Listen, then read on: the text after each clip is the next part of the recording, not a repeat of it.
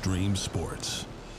Proudly covering the local high school athletics and District 10 championships on Stream TV.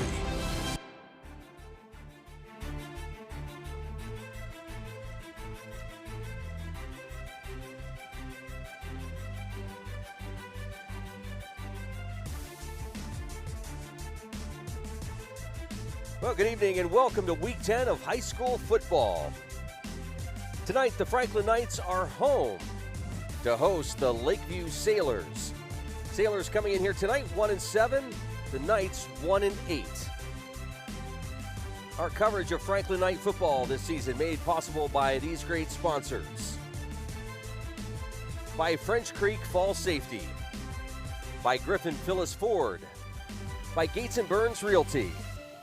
By Venango Foot and Ankle. By TGIF Solutions. By Anderson Physical Therapy. By Pennsylvania Hardwoods. By Shago Real Estate. By Allegheny Toyota.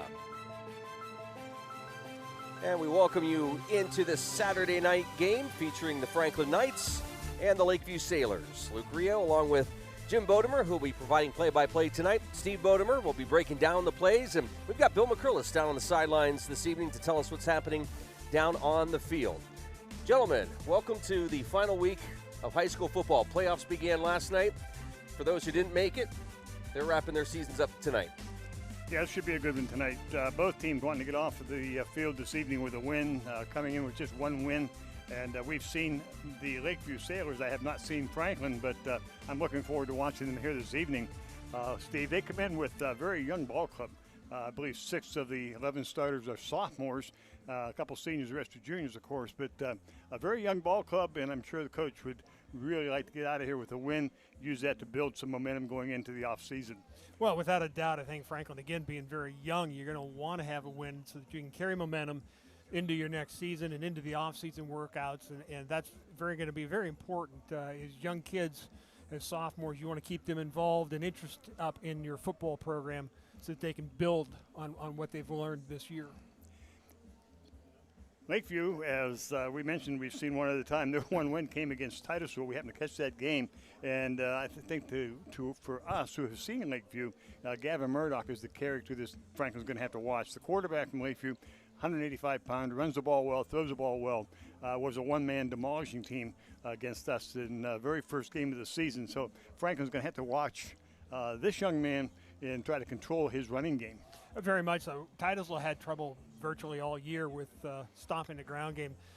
This quarterback for Lakeview, he would roll himself to the right and then just tuck it and take off, and there was just open space. And once he gets loose, he's going to be hard to catch and hard to bring down.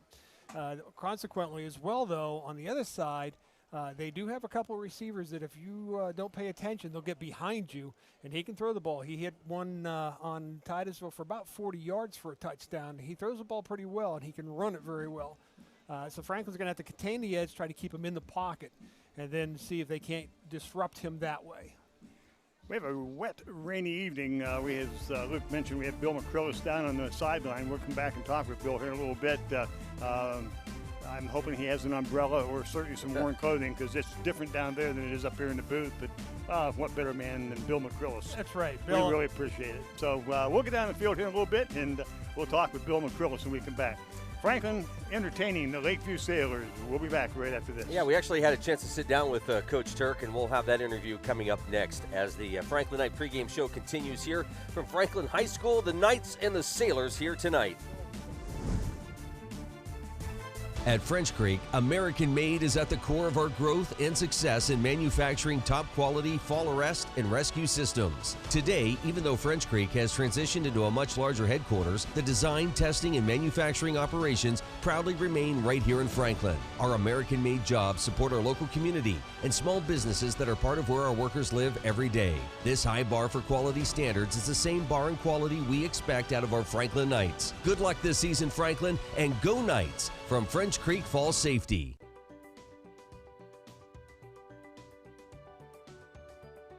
For years, Gates & Burns Realty has been helping people find the homes of their dreams. Whether you are buying, selling, or renting a home, it's never been easier with our experienced staff. Stop by our offices in Oil City, Franklin, or Clarion. Visit us online at gatesandburnsrealestate.com. Let us show you the way home. Gates and Burns Realty, serving the oil region since 1889.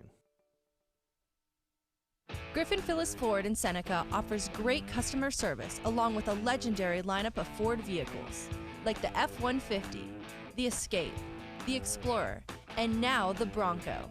The Ford brand is defined by a stellar safety record, long-lasting dependability, and unmatched quality. Looking for used? We have those too. Visit our website to see our complete lineup at griffinphilipsford.com or stop in and test drive a Ford today at Griffin Phillips Ford in Seneca. For over 50 years, our agencies have been a part of your community, helping hundreds of your neighbors find the insurance coverage that's right for them. We use a personalized approach to help you understand insurance, know if your current policy is right, and if not, easily switch to coverage that is customized for your life and budget. We offer auto, home, life, business, commercial, RVs, motorcycles, and more. We even offer insurance for your pets through Nationwide. You deserve insurance coverage that meets your needs now and in the future. Visit us online or give us a call at 814-677-4084.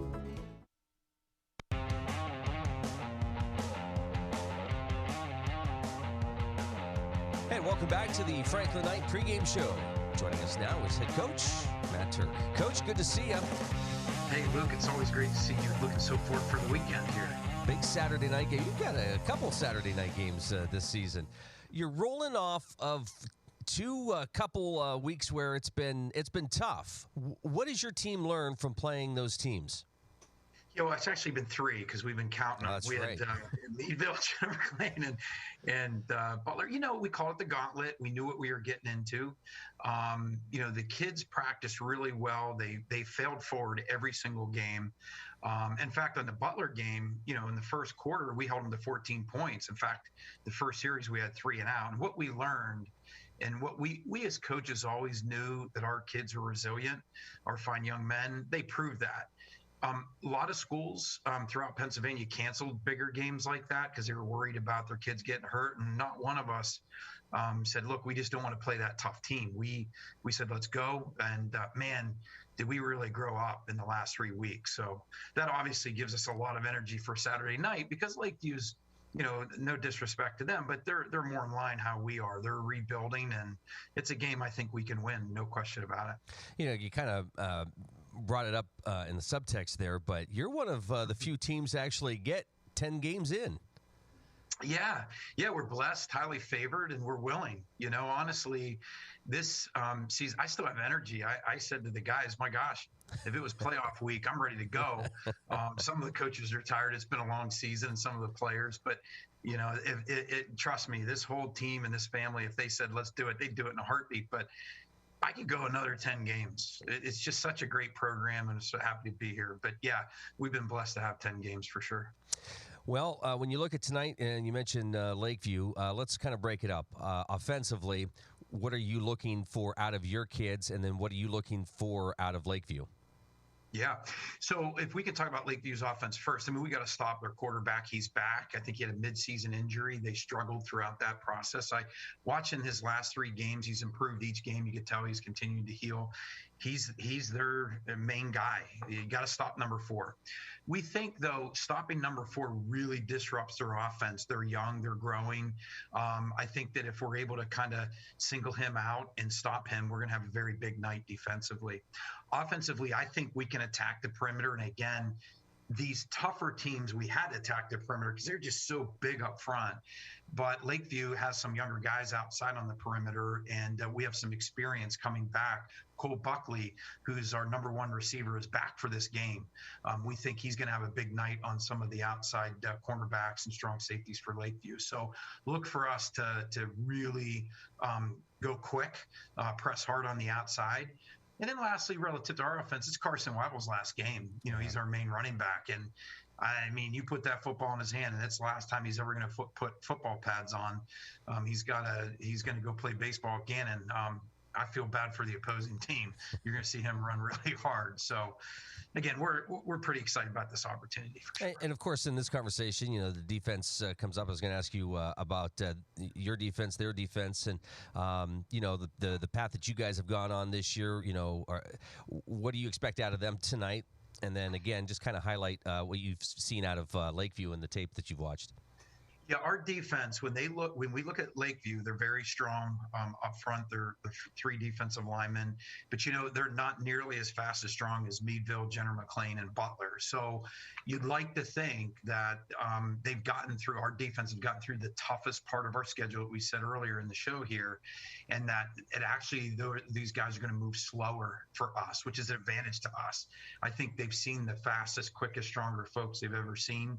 And so when you go play a team like Lakeview, the game will slow down for them, which is a huge advantage to us. I think we're going to do very well defensively.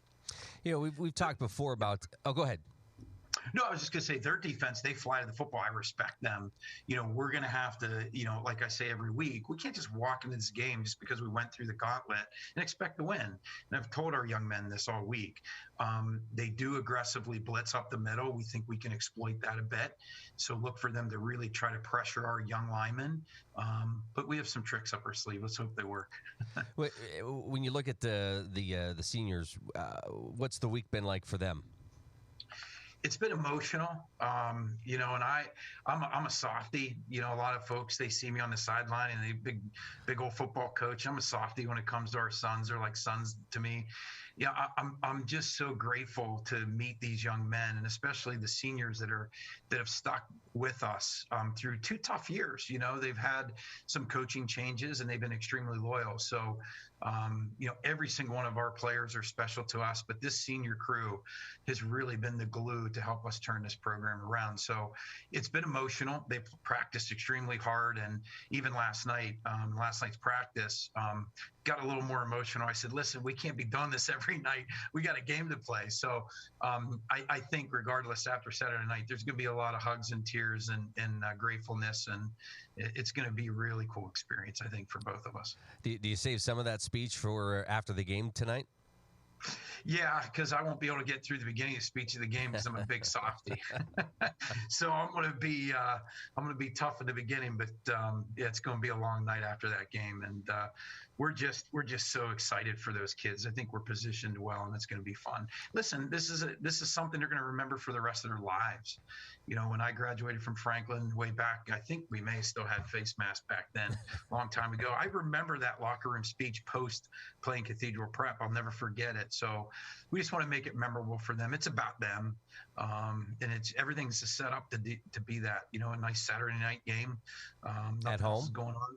Yeah, at home, and a lot of support. So excited about it. This week, Franklin went virtual, I do believe. Have the kids just they're just used to this situation we're in right now? They are. That's a great question, Luke, because when we received that phone call Monday afternoon, we were a little bit curious about how the kids reacted, and they reacted like veterans. They're not allowed in the building, so they came dressed from home, and it's been a non-issue all week. Not one complaint.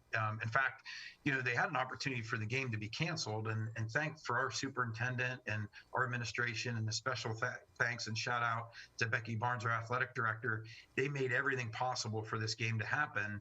And our kids certainly are grateful for that and reacted positively. They have not made that a distraction all week, which is a huge advantage as well.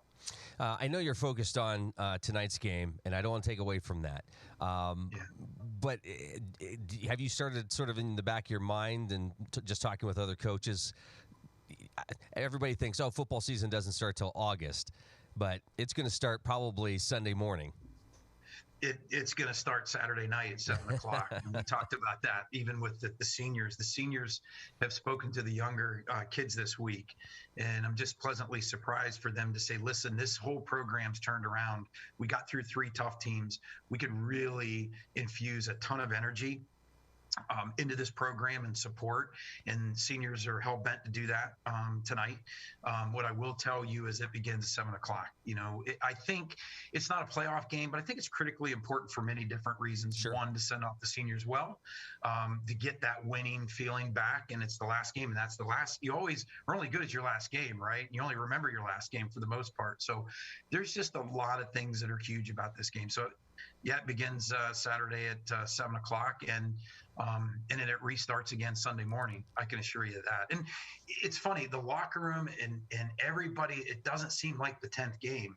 The feeling around our program and our family is we've gotten through the toughest part of our growth, and we're all excited. Kind of like, wow, okay, we got through that storm.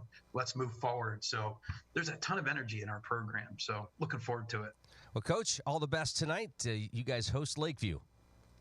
Thank you so much. And we can't thank you enough for your support this year. We really appreciate it. Go Knights and God bless. All right. Thanks, Coach. Thank you. All right. The Franklin Knight pregame show will continue right after this.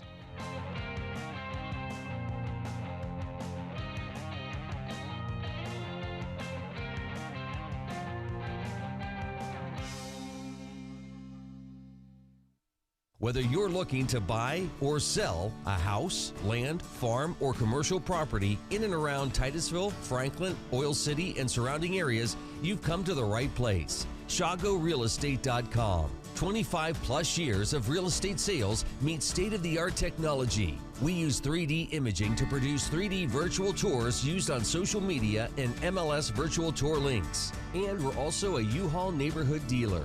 We're Shago Real Estate LLC.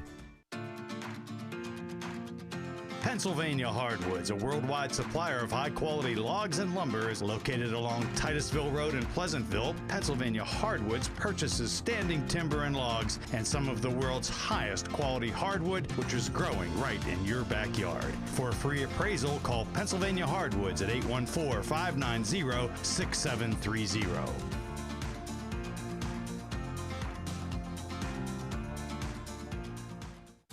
Aquatic Therapy, available at Anderson Physical Therapy in Franklin. The therapeutic properties of water combined with the skill and specialized training of our therapists can help you to improve your mobility and function. You have a choice when it comes to physical therapy. Choose Anderson's for post-operative rehabilitation, sports injuries, spine conditions, neurological conditions, and more. Anderson Physical Therapy is here for you. Located at the Franklin YMCA on West Park Street in Franklin, we're Anderson Physical Therapy. Hi, I'm Mark Slodecker. At Allegheny Toyota, you may have noticed we still don't have a lot of vehicles on the lot. That's because we're selling them before they even get off the truck. If you're in the market for a new or pre-owned Toyota, your best bet is to stop in and sit down with us. We can let you know what we have being delivered, or if you know what you want to purchase, we can help you get that scheduled too. We're working hard to get the vehicles you want, so if you don't see it, that doesn't mean we can't get it. We have vehicles arriving weekly here, and we're Allegheny Toyota in Franklin.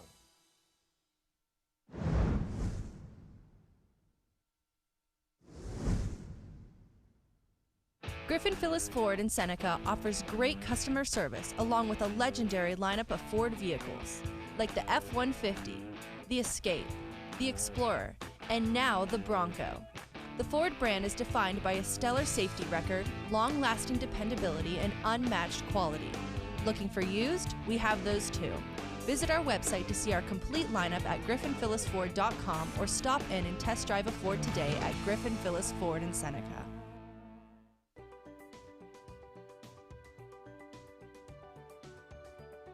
For years, Gates & Burns Realty has been helping people find the homes of their dreams.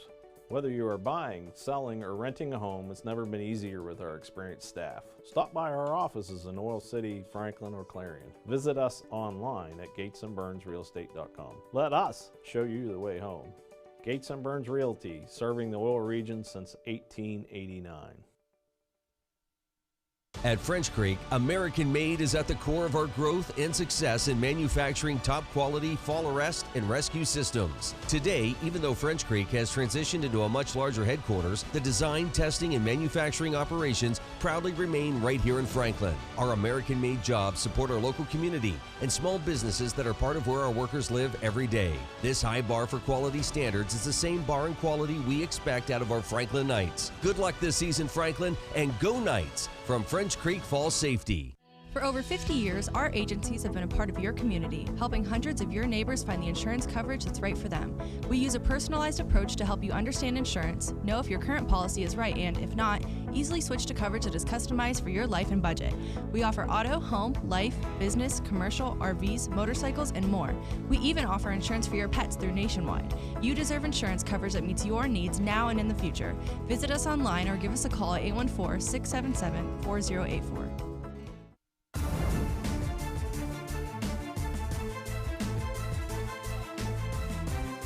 We're going to be going down to the field in just a moment, but right now, let's bring you the Franklin Knights Marching Band as they do the national anthem. Well, they're going to be doing that here shortly. That's not the national anthem. No, I think the rain has affected everybody here Good old tonight. John Phillips Sousa would appreciate that. Yeah, though. that's... Francis might be a little upset. But yeah. But yes, that's absolutely true. But Francis is pretty good. Hey, we talked about the weather tonight.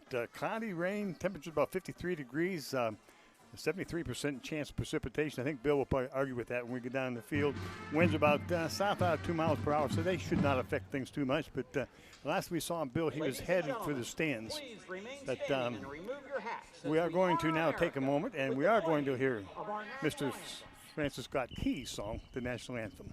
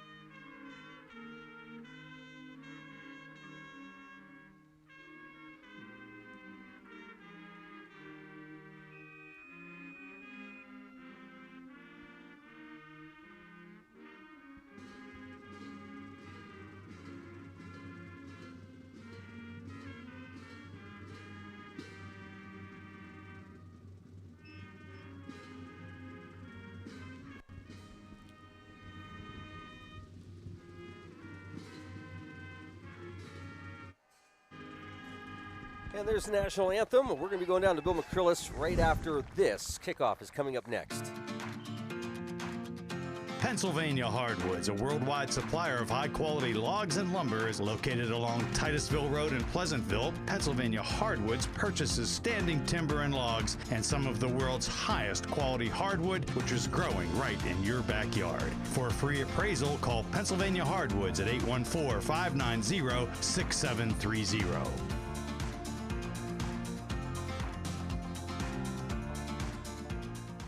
Hi, I'm Mark Slodecker. At Allegheny Toyota, you may have noticed we still don't have a lot of vehicles on the lot. That's because we're selling them before they even get off the truck. If you're in the market for a new or pre-owned Toyota, your best bet is to stop in and sit down with us. We can let you know what we have being delivered, or if you know what you want to purchase, we can help you get that scheduled too. We're working hard to get the vehicles you want, so if you don't see it, that doesn't mean we can't get it. We have vehicles arriving weekly here, and we're Allegheny Toyota in Franklin. Whether you're looking to buy or sell a house, land, farm, or commercial property in and around Titusville, Franklin, Oil City, and surrounding areas, you've come to the right place. ShagoRealEstate.com. 25 plus years of real estate sales meets state-of-the-art technology. We use 3D imaging to produce 3D virtual tours used on social media and MLS virtual tour links. And we're also a U-Haul neighborhood dealer. We're Shago Real Estate LLC.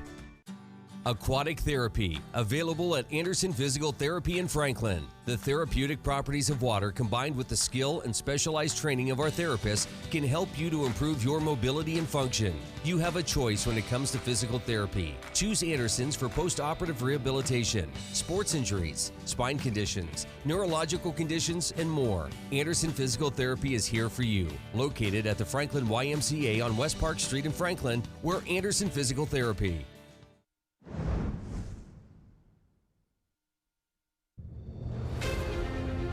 Stream Sports welcomes you to the following presentation of Franklin Knight Football on Stream TV.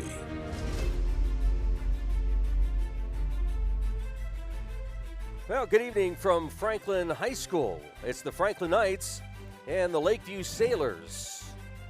Week 10 of high school football. Both teams with one win. We'll talk a little bit about that in just a moment. Cloudy now, a little bit of rain. Temperatures low 50s, upper 40s. It's going to get cold tonight. Bill McCrillis is out in the elements, down on the field with the wireless mic. And now, Bill McCrillis, what's it like down there? Not bad at all. Now, why would you say that? You're standing out in the rain. It's not raining that hard. Oh, okay. When it gets hard, then it's not going to be that nice. Well, the night crawlers ought to be coming up here. Yeah, the field pretty good shape? It's not bad. It's we were discussing that a little earlier. We wondered how old the field was. Yes. So that's the question. It's not quite. It's good. It's good. Let's put it that way. It's good. Well, Bill will be going out with the officials here pretty soon as we see the Lakeview Ball Club coming out on the field. And, of course, the Franklin Knights will be out here in just a moment. And we're not too far. In fact, they're coming right now, as I mentioned that. Not too far from kickoff. So an interesting ball game coming up. A lot of comments by Coach we can talk about during the ball game, too. Senior night and all those kinds of things. But also an opportunity to get this season ended on a positive note. But it's football. And that's exactly what he talked about. And later on, Jim, we've got the breakdown of who's playing whom in the playoffs as they started last night. So there's some excitement there, what teams are moving on. And Franklin now coming out on the field. Yeah, this should be a good ball game, Steve. You know, when you're down with one win, both ball clubs coming 1-8, 1-7, respectively, they both want to leave here on a positive note. And, of course, as Coach was talking about, wants the seniors to go out positive for Franklin, but also wants to get some enthusiasm built for next year. And we talked about that earlier in the pregame show. But that's kind of critical for both these ball clubs. Yeah, it very much is. Like we said, Franklin's a very young ball club. I was surprised by the number of sophomores that they have on their roster, and particularly the sophomores that are starting for Franklin. Yeah. So you want them to finish this season on a high note as best you can. I think one of the things that's going to be really crucial is to see which one of these two teams comes out with some energy with them. You know, you're both facing a 1-7, 1-8 record. You want to try to finish this with a win. Which one's going to have that higher level of energy? Yeah, we talked about that coming down as to what will be your attitude. You're 1-7. I can't wait to get this over with. It's a rainy, cold night. Or I want to go off on a positive note. I want to beat the snot out of this other team and get out of here with about a 45-0 type win. What's your attitude going to be? That's going to be very critical as we go along. The other thing I'm curious, Franklin went to a virtual this week. At this point, the kids are just probably used to that. Yeah, I think it's kind of a daily routine anymore. A year ago, it was all different, but I think the kids are pretty much used to that. I'm not too sure that it'll affect, of course, being on a Saturday and not having that routine at all, not even in their virtual system, more than likely. I don't know what that effect that might have on I'm not sure what the percentage is, the number of teams that actually got 9 or 10 games in this year compared to those who missed 1 or 2 or 3. But Franklin, this is their 10th game. They've played 10 games this season. Well, Coach alluded to that, Steve. He said that he could thank the administration for doing everything they could and everything possible to get these games in tonight's game especially. Well, and it's not only kudos to the administration of here at Franklin, but it's also a little bit of a lucky break. If you remember the game Titusville had with Slippery Rock, that game got called, but it got called on a Friday morning or Friday afternoon. Okay, guys, shake it up again. You can't do anything about that. You're going to lose that game. Let's go down to the field to Bill. Also on the field with them are Wilkins. All right, remember what we talked about before 30 minutes ago or whatever it was. I'm going to flip the coin again just to put on a show for the fans. But just to review, Franklin won the toss and deferred. They're going to kick off towards the scoreboard, okay? So let me flip it. Okay. So Franklin, put your backs to this goalpost. White, put your backs here. Franklin. So there you go, fellas. Franklin got the ball. And they have deferred. Franklin has deferred, and it looks like Lakeview is going to get the first offensive opportunity here on a wet night. That's one of the points we always talk about, Steve. You want the ball? You don't want the ball, depending on what's your best way to go about the game in terms of offense, defense. What do you think? It's a toss-up tonight? if you want it or don't want it. I think, Yeah. Well, if I'm Lakeview, I think this works to my advantage. I want to get my quarterback out there, try to get him going quick in this ball game against Franklin's defense. For Franklin, I'm not sure that Franklin is too care one way or the other. I don't know whether they lean heavy to defense or heavy to offense, but for Lakeview, I think they would want the ball first. Yeah, I think it's critical, and Coach alluded to it. It'd be critical that they can control Gavin Maddox, the quarterback for Lakeview, and by being on defense, they'll find out real quick as to how they're going to handle him. I know the time that we watched him this year, he got outside, did a lot of damage with the run off the tackle. We didn't keep him inside, and once he got out to the ends, did a lot of damage to Titusville when we saw them play. But also has the ability to throw the ball well. He's got some good receivers, so we'll see what Franklin can do. And we should mention Franklin's win this season came against Cash, the Cash Eagles. Exactly. But, hey, Steve, I want to ask you real quick. Coach said 3 tough weeks. What's that do to your club? You came out healthy? If you come through it healthy, it's always a good thing to come through healthy. It also proves a little bit that, hey, we can butt heads with the best of them and come out okay. So I think that's going to help them. Flittingworth to kick off for Franklin. Approaches the ball, and kick's going to be squibbed. It's going to be on the ground, taken by the up man at the 20. Comes across the 25 to 30. Going to be brought down at about the 33-yard line, and that's where Lakeview will put it in play. First down 10. Well, again, this is Lakeview coming out here, and we'll see real quick here, I'm sure, can Franklin contain the quarterback? That was the main thrust that did Titusville in, as he could get the edge. And once he gets loose, he's got decent speed. He'll be tough to bring down. First down and 10. That ball is spotted at the Lakeview 33. Lakeview will send one wide. That would be Bonani. He'll be coming wide to the left. High formation for Lakeview. Murdoch under center.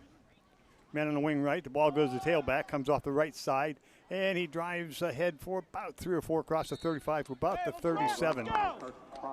Not a bad job here. Franklin just going to take this a quick handoff, a draw to the right side between the guard tackle. Franklin does a decent job of giving him some room to run through. Running back's doing a nice job of just coming through here. Franklin's got to try to pinch that down just a little bit more. Again, Lakeview will send one wide left, put a man in the wing right. They stay in I formation. On the snap, pitch goes to tailback, comes out across the right side, probably enough for a first down. He's out around the 48-yard line. They snuck in a different quarterback there, I think. Yeah, I think they moved Murdoch to the tailback position here on this one. Yeah, they did. They ran Murdoch to the tailback position.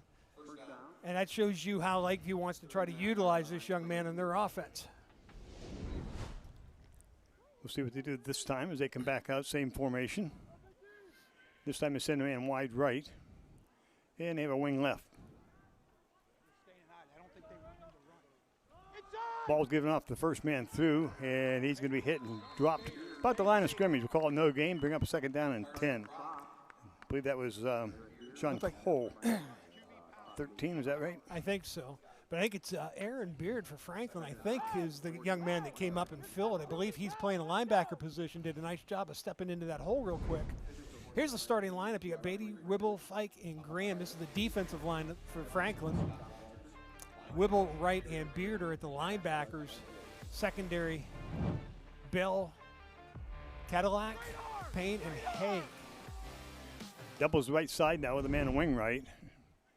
Pitch back goes to Murdoch. He's out across the 50, the 45, broke loose, across the 40, 35, and dropped down Toyota, about the 34-yard line. A lot of vehicles. So they take the ball inside the 35 to about the 34. They get the 33-yard line, first down and 10.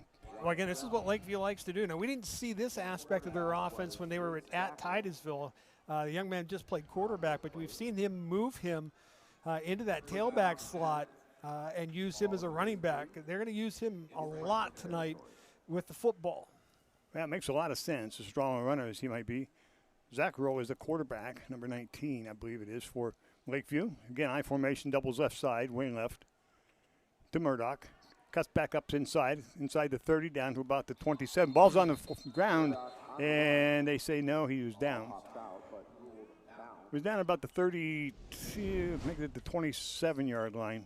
Lakeview does a nice job. You can see the lineman pulling and kicking out. Murdoch's going to cut back up inside. Nice hole there for him to run through. Franklin's a little over anxious pursuit-wise. Ball spotted at the Franklin 26 now.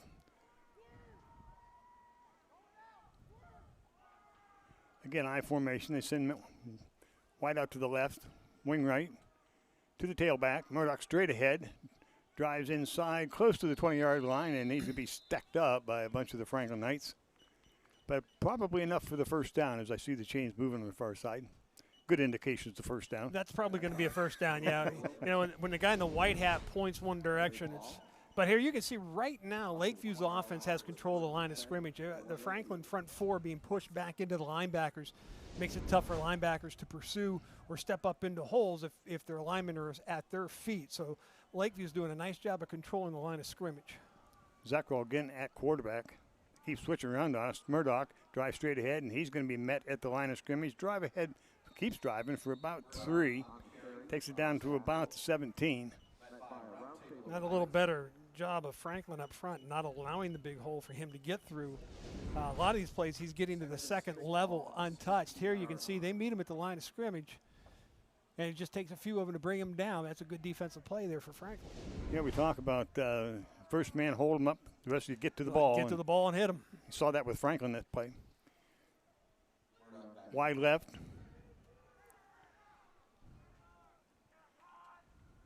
Murdoch gives off the first man straight through, and nice drive straight ahead inside the 10, the 5, and going to be brought down at about the 5-yard line. It's good leg drive in there. That was by Osborne, Aiden Osborne of Lakeview. Brings down a first down and goal. Well, Franklin's getting here. Even on this play, their linebackers come up and hit him well, but you can see the running back is getting lower than the defense. The low guy's going to win this, and then it's just a matter of him just dragging people with him. First and goal, Lakeview. They're at the 5 of Franklin. Ball's good up to Murdoch off the right side. Drives towards the end zone. He's in off the right side for the touchdown. Boy, big hole opened up there on the right side. Lakeview just doing a nice job up front. Right now, their front 5 is just destroying the Franklin defensive line. 6-0 Franklin, first drive for Lakeview. And a combination of moving Murdoch back and forth, good coaching, utilizing him. Yeah, you can see just there at the tail end. You can see there at the tail end there, he's coming through there. He's through the first and into that second line with nobody getting a hand on him. He's going to run forever on you if you don't stop that. John Cole will be doing the extra point attempt here for Lakeview. 7:37 left in the first. Snap, placement, the kick is up, and the kick is no good. So in the first quarter at 7:37, Lakeview in their first drive takes it down, punches it in for the first score, leads 6-0. We'll see what Franklin can do when they get out here on offense. Really kind of surprised there. There's no big surprises as far as what Lakeview is doing offensively. We saw it week 1 with Titusville. The only thing that caught us off guard was the moving him out from under center and putting him at that tailback position. But from what we can see on that first drive, they don't even have to do that. They're just opening holes and pushing people off the line of scrimmage, Lakeview. I remember back when we did the first game with Lakeview Titusville, we discussed, I don't on air or off air, but we were discussing why would you not have him more tailback? At 185, 5'11", 185, strong kid. And he runs well. And he runs well. Loose. He gets loose. Yeah. He'll show you he's got some decent speed.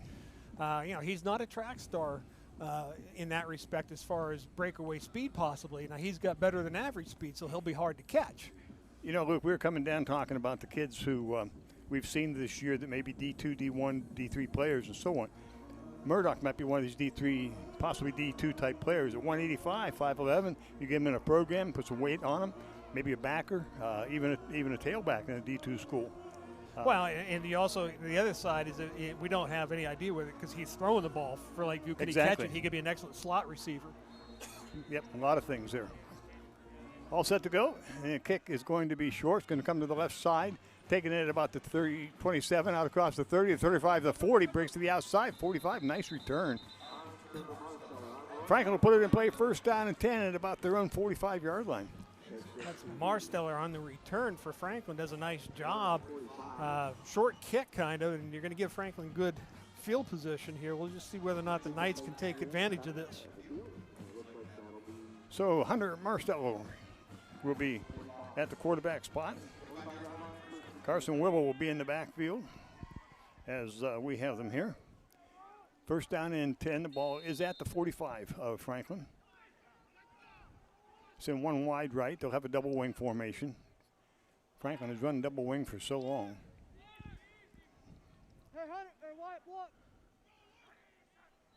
Mark Steller looking to throw. Looking for a man over the middle. Now he's going to roll to his left. He's going to pull it down and try to get to the outside. Out across the 45. You get to about the 47. He's run down the far side of the field. Pick up about 2 on the play. Wilkins there for Lakeview coming up quickly from the secondary to keep that short. Here's the offensive backfield. Whibble, Buckley. Buckley's the one they like to go to. Bell, Ewing, Whibble, and Marsteller, the quarterback for Franklin up front. These are the ones that are going to have to do a lot of work. Slagle, Graham, Wright, Cunningham, and Fike. That's your offensive line for Franklin. I don't know how many times this season have we said the trenches. It's got to be the battle. It is a battle. The battle in the trenches. Whoever's going to win that battle, you get a big advantage as far as winning a football game. Franklin now sends doubles to the right side. They're in I formation. Marsteller gives it off the tailback, driving straight ahead. Hit about the line of scrimmage, probably no gain on the play. That was Carson Weibel with the carry. And here you'll see the defensive lineman penetrate. Look at the penetration they get. Read the play. 2 of them there for Lakeview making the tackle there. Pretty much a line of scrimmage there. Again, you've got to control that. You don't have to push them. We've talked about this before. You don't have to pancake somebody. And you don't have to push them 50 yards downfield. Just get them out of the way is all you have to do to be Take a look and see how many they have in the box right now. Yeah, they're loading the box on both sides. Yeah, they got 8 up there. They got 8 within 5 yards. The Lakers. Trips right side, well, doubles right side, double wing. Marsteller throws over the middle, wide open to Weibel, and he's not quite far enough for the first down. He gets out to about the 46-yard line of Lakeview. Brings up a 4th down and about 1. I think this was just kind of a quick screen. I thought at first it was going to be a screen, but I don't see any linemen trying to release downfield. You're going to have to slow these guys down a little bit. The quarterback hopefully got lucky there with the slot guy, the wing guy coming open quickly. Otherwise, he was going to lose a bunch of yardage. Out of the huddle, Franklin will send 1 wide to the right and 1 wide left. Different formation with a double wing. 4th down and 1. Big call here for the coach. Driving straight ahead, quarterback, Marsteller, and I don't know. I'm not sure if he's going to get it or not. They're going to mark it right at the 45, so that should be that's good. going to be close. What do you see, Bill? Yeah, they're both going to step in on the 45, so it'll be first down. Yeah. I'm not too sure that's a good mark. Got it by the ring of the ball. Yeah. Yeah, we almost had to get the card out there. See him in the middle. You can't really see the ball till right about now, and you'll see him. He's not there yet. That's a good spot. I think he did get a good spot. I thought he made it. He did. Yeah, that's right, he did. Timeout on the field. First timeout of the half. And the first gamble there for Franklin, because if you don't make that, you're giving Lakeview pretty good field position, and they, of course, just we saw them just take it 75 or 65 yards there about on the opening drive for a touchdown. Franklin's got to do a little bit of job, I think, up front. We've seen some problems. Of course, we're with Titusville for a lot of the season this year. We've said that a lot about Titusville. Up front, your front 5 against their front 4 is a battle you've got to win, and they've got to be able to pick up the occasional blitzers and the stunts and so forth. But Franklin, at least offensively here, needs to get lower than what Lakeview's defensive linemen are. Do some pushing them to the side again. You don't have to pancake them. You don't have to push them 30 yards downfield. Just move them where you don't want them to be, so your running backs have someplace to go. Big side of the line is Donovan Fike. He's on the left side, left tackle at 275 for Franklin. Quarterback Marceller rolling to his right, looking downfield, gonna look down deep, and the ball is almost intercepted at the 20, just a little bit short. Goes incomplete, brings up a 2nd down and 10.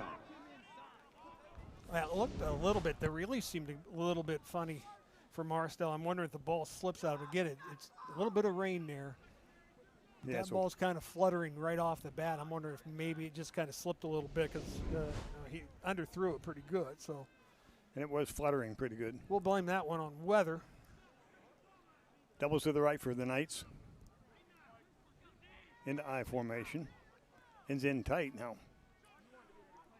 2nd down and 10. The 45 of Lakeview. Pitch back to the tailback. Weibel comes across the 35 and knocked out of bounds at about the 33-yard line. Good run for Carson Weibel. That's a really good play call there for Franklin, the offensive coordinator. You can see, look at the right at the beginning of the play, you can see about 8 guys from Lakeview, and they're all in between the hash marks. If you can get the ball to the outside that way, I think you're going to see a lot of runs downfield. Now for the 1st down to the 31 of Lakeview. 1st down and 10, Franklin. They'll send doubles left side this time. Strong side left for Franklin Knights. Giving off the tailback straight across. Weibel breaks 1 tackle, drives on ahead, and he's going to pick up about 3 or 4. Nice run.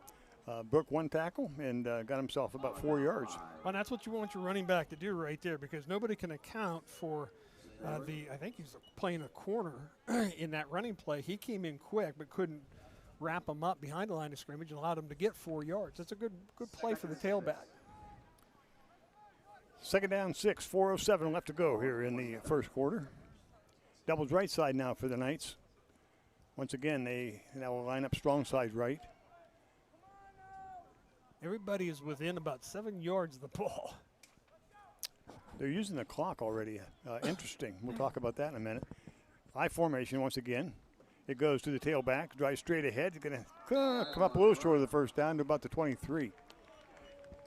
Yeah, we talked about this in one of the games we did earlier the year, Steve, that the offense on the field keeps Lakeview's offense off the field. Right. Watch the clock, run it down to about 10 seconds, use as much clock as you can. Don't give them a chance to put their offense back out there. Yeah, exactly, and that's what Franklin's doing a nice job of. This has been a nice drive by Franklin. They've made some nice plays on this drive, and hopefully they can continue this. To the right now again for the Knights. Marsteller under center. Moves the blitz. Well, I thought he was offside, and he's going to. Oh, Weibel breaks the tackle. Oh, he was offside, too. Yeah, you're right there, Bill. Didn't he jump? Oh, man. No laundry. Wow, we'll have to look at this again in the replay. Well, if he didn't jump, he knew the snap count. He hit it perfect. Yeah, he did. I don't believe so. Yeah, we didn't catch the start of it. We didn't catch the start of it, but again, he just that's guessing the snap count really well, and that again that hurts you. But reminds me of the play of Cathedral Prep against Meadville. Yeah, I haven't seen that play yet, but I understand a pitch was intercepted by Prep and run back for a touchdown. Timed it perfect. Bucky Cole goes wide to the left this time for the Knights, and they have a man in the slot left. Don't see a number. Man in wing left. Backs are split. Marsteller rolling to his left. Throws up short and in and out of the hands at the 19-yard line. Good pass, good play, good coverage. Yeah, real good coverage by Lakeview. He's right in the hip pocket of the receiver. Doing a nice. I think he was looking for Cole initially at the top of but came underneath. And the Lakeview defender just undercuts the route just a little bit, gets his hand in the way. So Franklin, nice drive, but no points. And so Lakeview takes over, 1st down and 10 at their own 28. We see that Gavin Murdoch is in the tailback position once again. Doubles right side for Lakeview. Murdoch gets it off the right side across the 30, drives across the 35, and out to about the 39-yard line, up for a 1st down. Picks up about 11 on the play. Strong runner. Yeah, he's a very strong runner, but again, we talked about this on the first drive. Lakeview right now owns the line of scrimmage offensively. They're opening up holes, or they're crashing the outside down into the middle of the field, and Franklin just can't get there until he's 5 yards downfield. You don't want this kid to get going on you. First down and 10 now for the Lakers at the 39 of Lakeview. Ball's given off the tailback, driving straight ahead across the 50 to about the 48-yard line. Pick up about 8 on the play. And Lakeview right now is just winning every battle. You can see them opening up holes, and there's goes. And just watch the leg drive. And this is what we're seeing is 4 or 5 guys from the Knights defense have to be there to bring these guys off their feet. Lakeview right now has just got to jump on Franklin. That was Wilkins, the ball carrier for Lakeview. They keep switching around in the backfield. This time out of the huddle, they'll send one wide left. Looks like Murdoch is back at quarterback. Gives on the counter, coming across the left side. Oh my, across the 50, we have a flag down. That's a hold. And yeah, that's a hold. The ball goes inside the 40 of Franklin, but that's good coming back. I thought you were going to have to run out there and help the official get that flag out of his belt. He grabbed and grabbed and grabbed and couldn't grab that flag fast enough. Right, I'm surprised he found it. Yeah, there's swing and a miss, swing and a miss. So that's going to come back.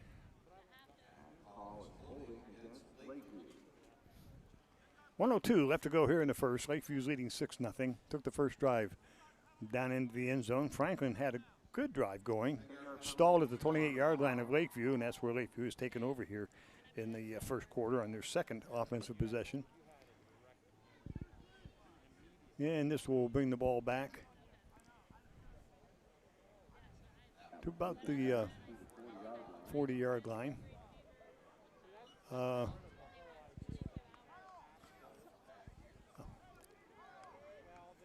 Going the wrong direction there. Oh, no, he's starting at the wrong place. Yeah. Oh, no, it's got to be back this way.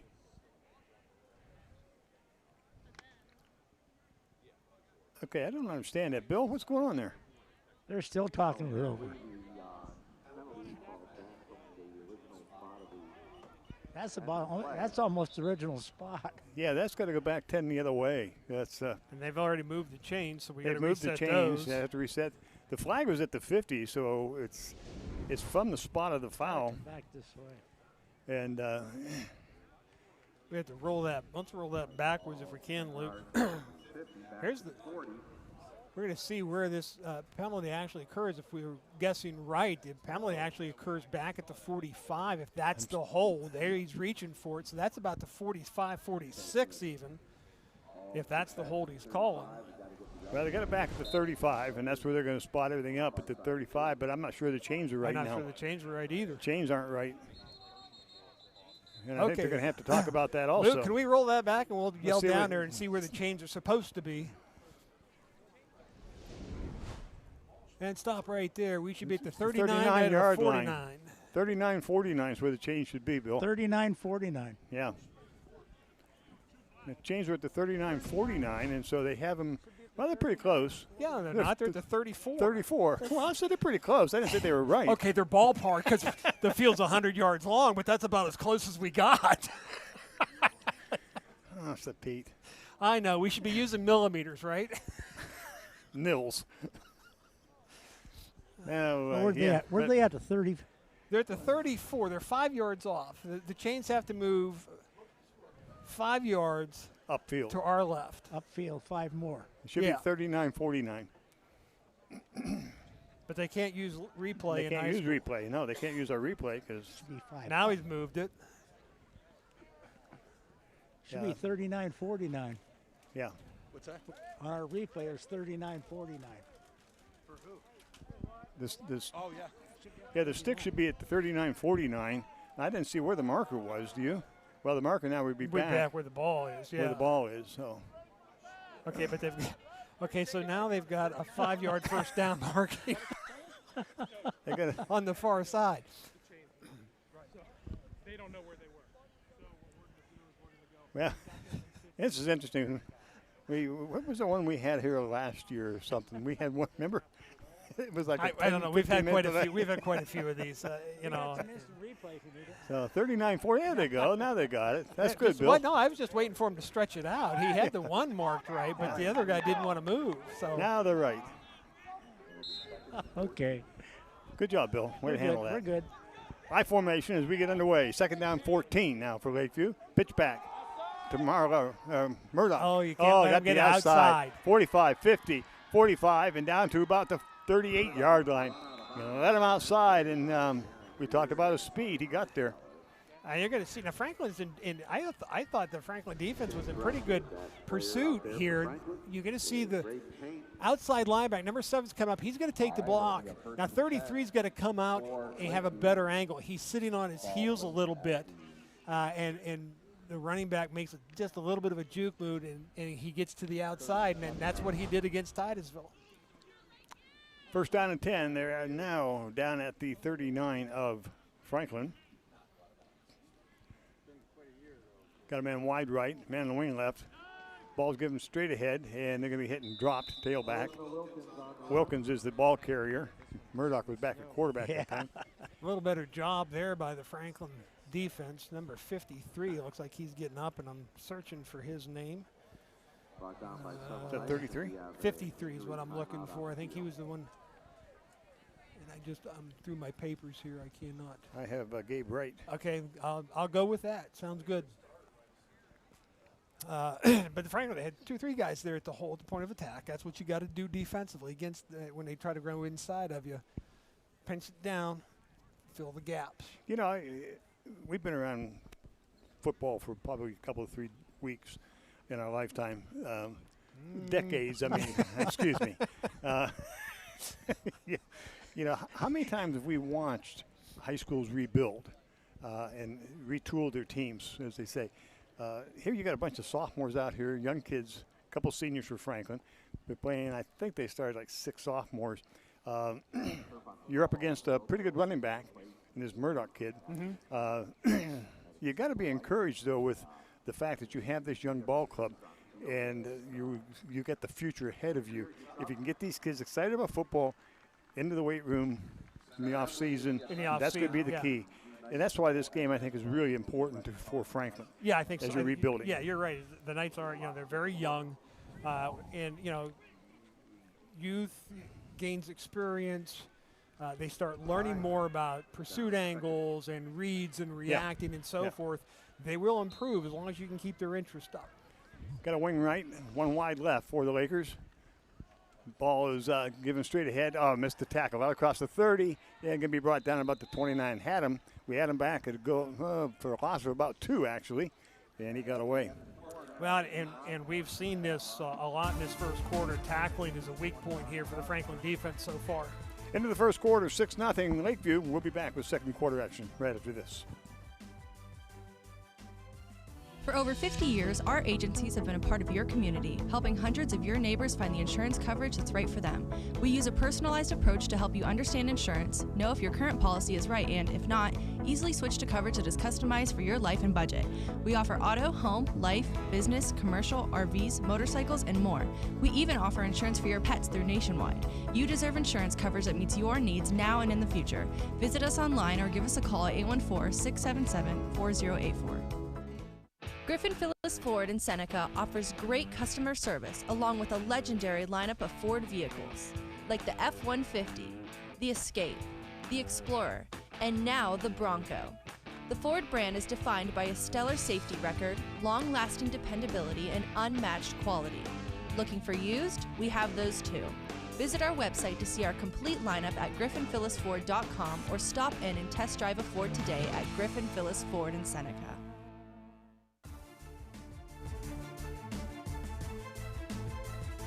And welcome back to Franklin High School. 6-0 Lakeview on top of Franklin after the first quarter, and Lakeview with a drive right now. They have the ball at the Franklin 29-yard line with a 3rd down and 2. And now they're going to move Murdoch back to tailback at this 3rd down and 2 play. They got Lakeview sends one wide right, wing right. to Murdoch. Up across the right tackle, drives straight ahead at the 25, and he's brought down. There's a much better tackle, Steve, at the 25-yard line. Who is that?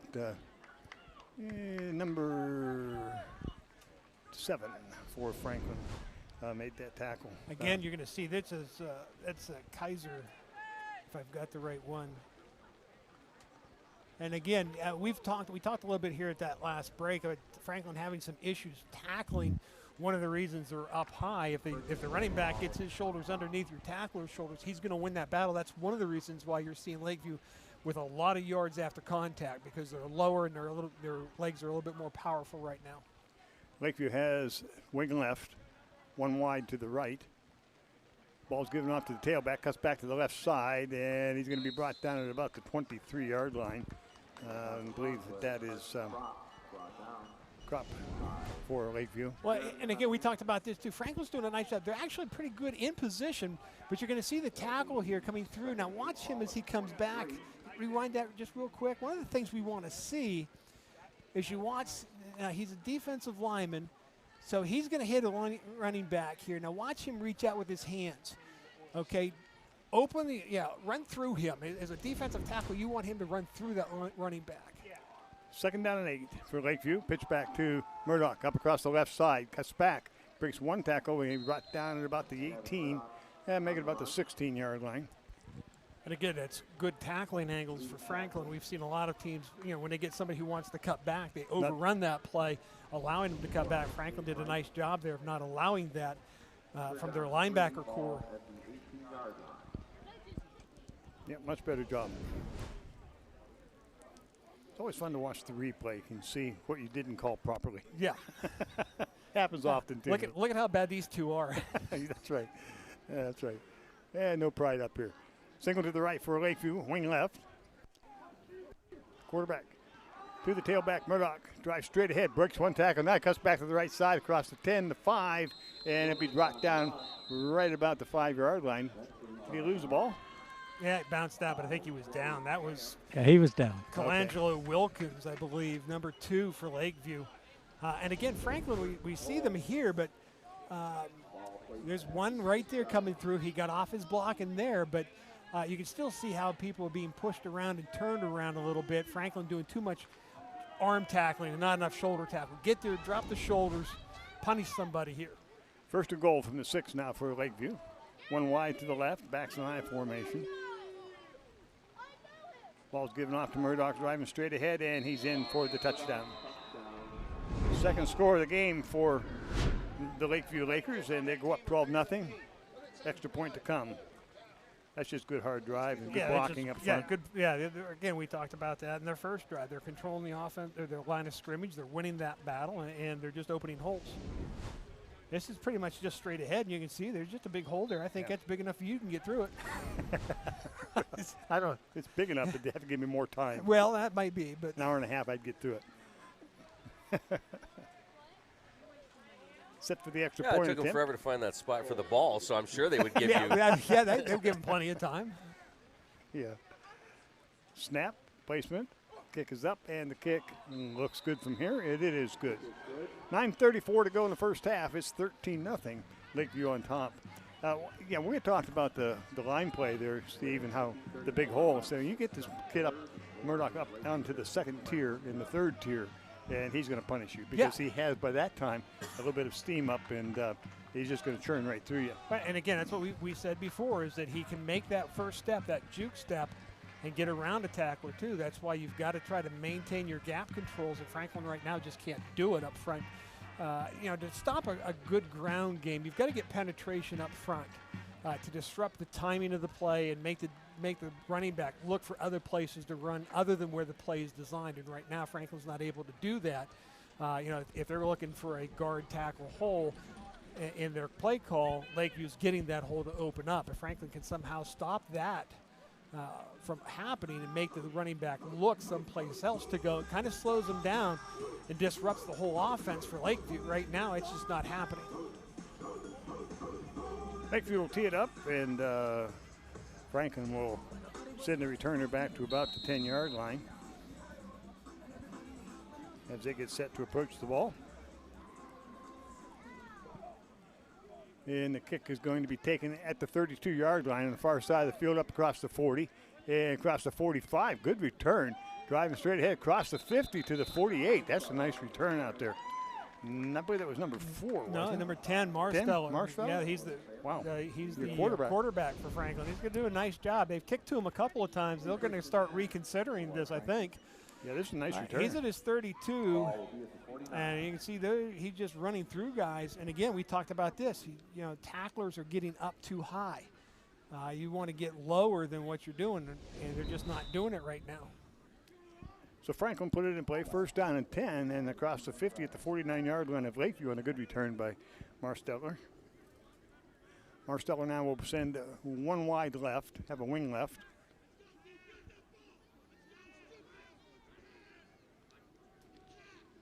Marsteller's going to keep it, come across the right side, got to get a block. Across the 49, 50, check that to 40, and inside the 40 to the 39. Good run, enough probably for the first down. Well, based on the formations, the offensive formation that Franklin is setting out there with 2 tight wings, look at the number of Lakeview Sailors that are in tight there. If you can hook an end like Franklin did here and then get that kick out, that's a good hustle block there. You're going to get these kind of plays. It's going to be opened up for you. 43 with a good block for. And that is Carson Wibble. And he's one of the few seniors on this roster. The running back for Franklin. For Franklin. Weibel. And Murdoch is the man who was injured on the play. Some help going across. And obviously, based on what you've seen here, you can't afford to lose him in a ball game. I was interested in the coach's interview. I did not know it because we don't follow Lakeview that closely. But he'd missed a few games this year with injuries and illness. So apparently maybe a nagging type of an injury. It's almost like a back situation. He's walking kind of stiff. I didn't see the hit. So see if he can get back in a little bit later. First down and 10 now for Franklin. They're at the 38-yard line of Lakeview. Double wing. Now under center. Marsteller pitches back to Weibel. Weibel gets to the outside. Got to break a tackle if he does. And he's not going to. The ball's on the ground, and it looks like Lakeview may have it. They do. Son of a gun. Weibel coughs it up at about the 39, and that's where Lakeview will pounce on the ball. And here you can see they're trying to get outside. That's what they're designed to do on these plays because it's so cramped inside. You're not going to get anything open on the inside. Just keep running. Try to out-sprint them to the outside. They're not over-pursuing you. He just puts the ball on the ground. Didn't really see anybody punch at it. 23 grabbed a hold of the arm. But Lakeview there on their spot to get the ball back. And it's not one thing. That's one thing that Franklin can't afford to do is give this offense right now extra opportunity. How slick is that ball, Steve? It's probably getting pretty slick. I noticed it picked up a little bit there. They start getting wet. They can be pretty slick. First down and 10 for Lakeview at their own 38. Ball's given off to the left side, driving straight ahead across the 45 to about the 47. Running back for Lakeview. Bill, has it been pretty consistent with the rain, or has it picked up a little bit? No, it's pretty consistent. Yeah, I'm surprised. It's still wet. I'm surprised, speaking of rain, Bill, the number of people that are here. A lot of umbrellas in the stands, but a good following for Franklin Knights this evening. Even Lakeview's got a good crowd on the far side. Nice crowd. Both sides. Second down and 1 for Lakeview. Watch toss. To the tailback. Oh, out across the 50, the 45. Cuts to the outside. He's at the 37-yard line. Wide open on the right side. They pick up a bundle. Down inside the 40 to about the 37 of Franklin. I think Franklin decided to try to shut this down. They're going to send some people. You're going to see the linebacker. 43 is going to come. The outside linebacker comes. Gets kicked out. That's the gamble. And he got kicked out, and that opens things wide open because you sent both linebackers on that side of the defense. So brings up a first down and 10, now down at the 37 of Franklin. Wide out to the right for the Lakers, wing left. on the snap.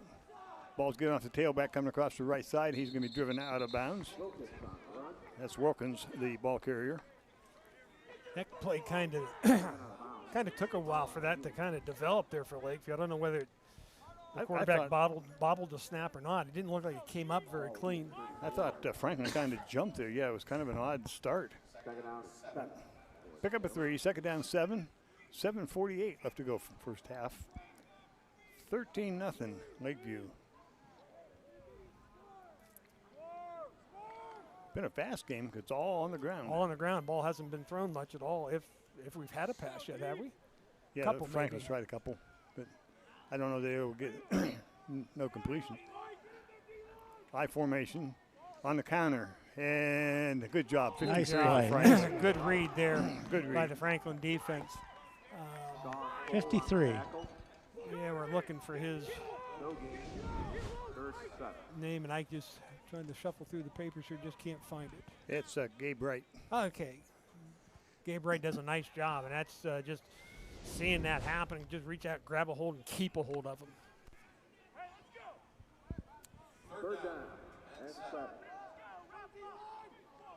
It's a big play for Franklin here. They got to get a stop. Lakeview sends one wide left.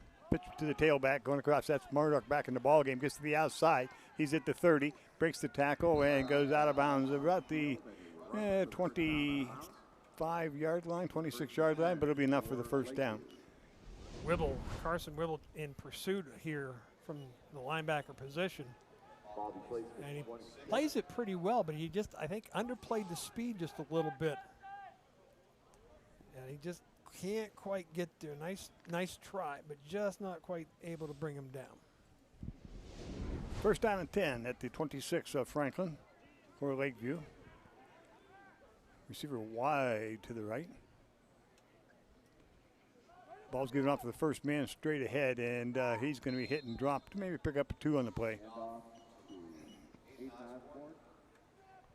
And again, we see Gabe Wright in on the stop. Most of Lakeview's damage has been to the outside. Yeah, with a tackle just inside of the tackle to the outside. Most of the things they were trying to run straight up the middle have not been real successful. Second down and 7. The ball at the 23 of Franklin. Single wide left for Lakeview, and now we have a timeout on the field. Lakeview takes the timeout. 6:25 to go in the first half. 13-0 Franklin. Lakeview. That's what I said, Lakeview. Yeah, I know you did. I just translate. Well, I looked at the screen. We have Franklin on the screen here, and I just said Franklin. Is he reading the Braille again? Yeah, I guess so, Bill. You know. I tried to give him his glasses on the way up here, Bill. He wouldn't put them on. I thought he had contacts. I couldn't see any future in it. So tonight, we'll wrap up the season for Franklin and for Lakeview. Last night, Mercer and Maplewood battled it out in Oil City, with Maplewood coming out on top. They'll take on Cochranton this Friday, November 5th. It was Eisenhower and Sagertown last night. Eisenhower picked up the win over Sagertown.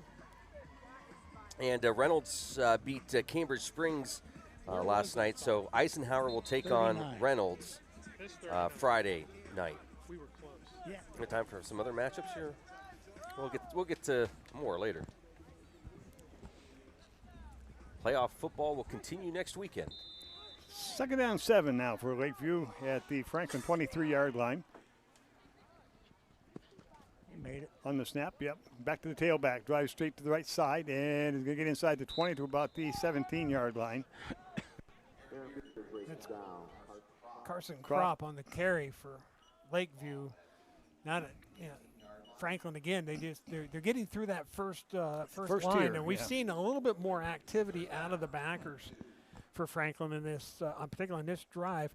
But they're coming straight up the field, and they might be over penetrating just a little bit, taking themselves out of the play. They might want to try a little bit more of an angle towards the ball carrier on these run blitzes that they're trying to pull off. Lakeview will send White out to the left. That'd be Bonani wide to the left. and a whistle and a delay of game. That'll move it back 5, bring up a 3rd down and 7 for Lakeview. Well, here, it gives Franklin an opportunity anyway, because I don't think we'll see Lakeview try to kick a field goal.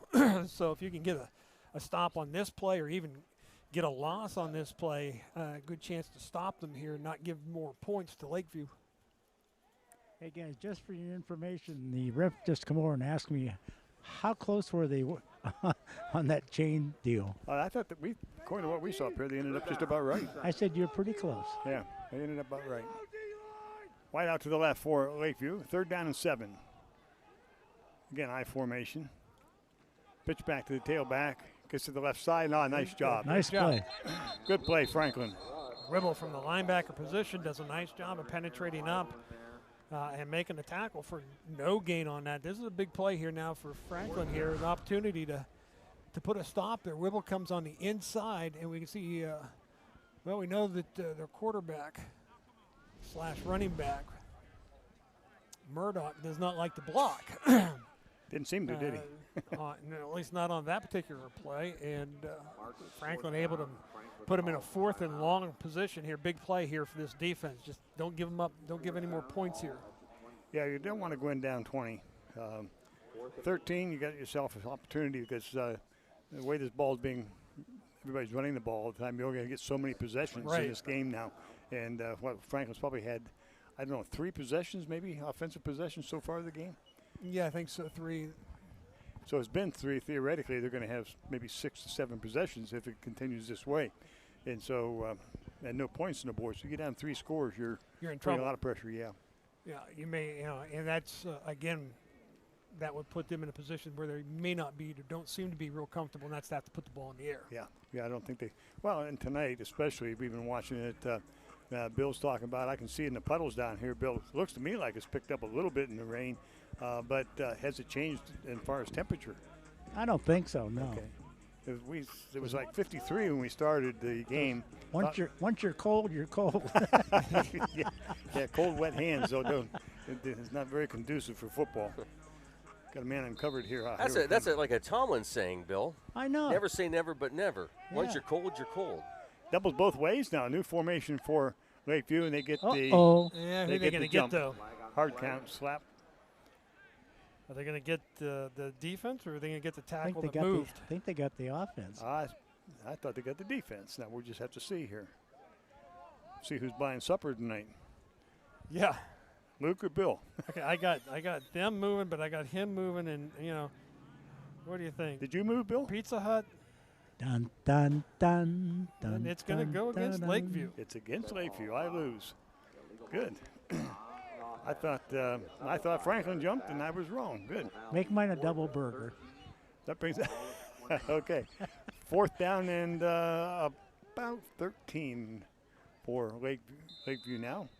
And the ball's back out at the 29. So good opportunity right now to get a stop here for Franklin. Doubles both ways now for Lakeview. They can throw the ball. We have seen Murdoch throw the ball if he's that quarterback. He almost jumped again. He gave it back. Franklin gave it back. And you just heard the coach say, watch the ball. Watch the ball, yep. Frustration, isn't it? Yeah. Ball will be at 24. So they move the ball back down to the 24-yard line, and now it'll be 4th down and 8. 4th and 8. Well, I just need to not allow this completion. Looking deep, looking over the middle. Got a man going for the end zone, and he's over and throwing. So it'll go incomplete, and Murdoch was looking for the wideout on the left side. No deal. Franklin will take over. And here I think, again, we've seen Murdoch throw the ball. Now, Titusville, it was a dry, and it was the opening week. This one here, you can see these guys are a little bit leery of the rain, and so they're putting a lot of air under that ball. I think maybe on a drier night, he may have tried to put that on a little tighter rope. But it goes incomplete, so the Knights hold, and they take over at 4:57 left in the half. 1st and 10 at their own 24. They have doubles to the left, wing left, one single to the right. Marsteller on the low snap, good hands. Rolling to his left, wanting to throw. Now he's going to be hit and dropped. Clear back at the 15, a loss of about 5 on the play. Picked almost 10 on the play.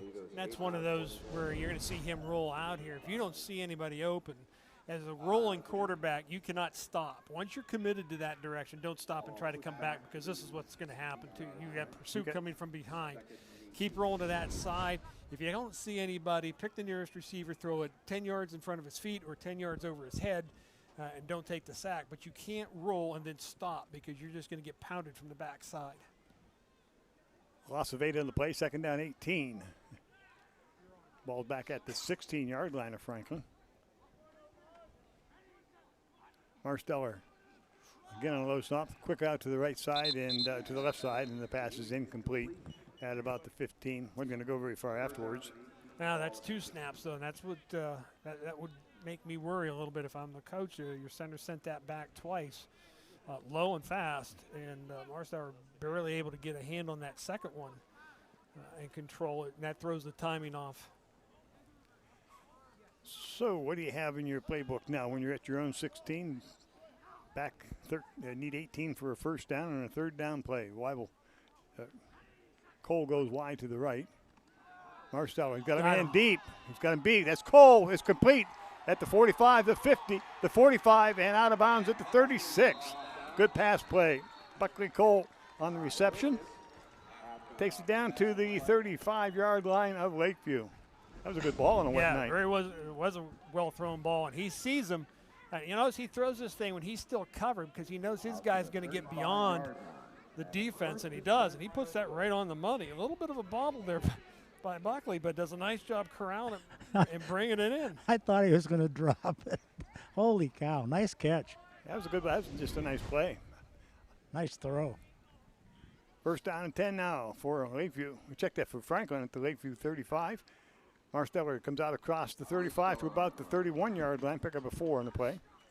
Now here we talked about this before. Franklin had a little bit of a drive going here and kind of stalled out, inside around the 30, inside their Lakeview 30-yard line. They're here again, but you got to get points out of this. You got 3:23 to go before the half. You really need to get points. Yeah, this could be a big drive for Franklin in terms of points.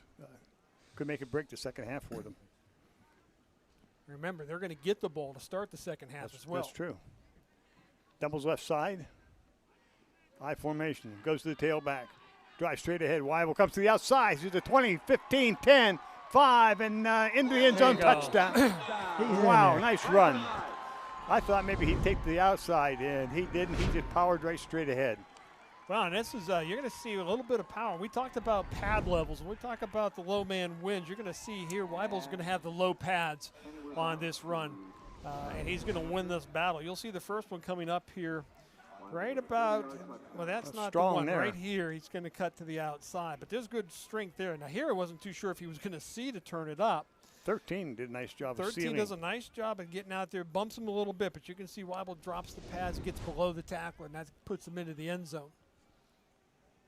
Extra point attempt here for Franklin. Snap slow. Kick is up. That's a good job by the holder. Yeah, it was. That's a good job by the holder. I know who it was. Did you see what number is holding that ball, Bill? No, I didn't. Yeah, I missed it. We'll run it back here and see. That's not. It's a good job by the kicker too, because that time, when it bobbles at the ground like that, the kicker has to kind of pause a little bit. Good job there. Franklin gets the extra point and puts them within striking distance again now. Check, see if we can get a number here as this ball was played. Yeah, he did hesitate too, big time. Yeah, 86 is the kicker. Good concentration there. I think it's Marsteller. I think it's the quarterback, 10. And yes. Yep. Good eyes. Good eyes for a blind man up here. That's a good job. Both Marsteller and the kicker. Well, that's an important driver for Franklin now. It gives you a little bit of confidence, makes you understand that you can put this pigskin in the end zone. And that's an important drive, particularly when you're dealing with a younger team. Some success, we've talked about it other places. You've seen it with other programs. Success will breed success, and that's what you're trying to build here. Well, the thing you have to like about it, too, is it all started with a good defensive play at the end. Right, yeah. I mean, took it away from on a 3-and-out type situation, and then you drove it down the field. So, a couple big plays. And it's a long, it was a long, you weren't 20 yards away from your end zone. You were 80. Yeah, exactly. It was a good drive. Holding the ball game, 13-7. Lakeview on top. They'll get the kick here as Franklin tees it up with 2:57 left in the half. It's on the ground, and it's rolling down inside the 15, the 10, the 5, and it's going to go out of bounds at the 1. There's a flag, yep. And flag on the play, 2 flags on the play. We have a player down for Franklin here on the far sideline. Now they're going to throw the 1 flag because the ball went out of bounds just in front of the pylon. But if you watch this coming through here, you're going to see somebody take a shot. Was it touched at all? Well, I'm not sure that it was. But you watch here, it's out. Whistle may have blown, but there's the block. That's what they're going to call right there. And you can see the official right there to throw the flag on that. 1 flag, obviously, because the ball went out of bounds, but I didn't see anybody touch it. I thought maybe somewhere around the 30 or 35. Can we run that one more time, Bill? Or Luke or Paul or Joe or Sam? Whoever that guy is there. We'll take a look here and see if we can see anybody. The only one that might have touched it would have been 11 at about the 25. I thought he touched it. I didn't see it. I thought he did touch it. Does that make a difference? Well, yeah, if he touches it, makes a big difference. It's out at the 1 yard line. Officials are discussing it down at the far end, whether it's that's part of the discussion or not. I thought they touched it also, Bill. I thought he did. The ball changed directions. I know they're going to have a meeting of the minds here. Let's see if we can see it again.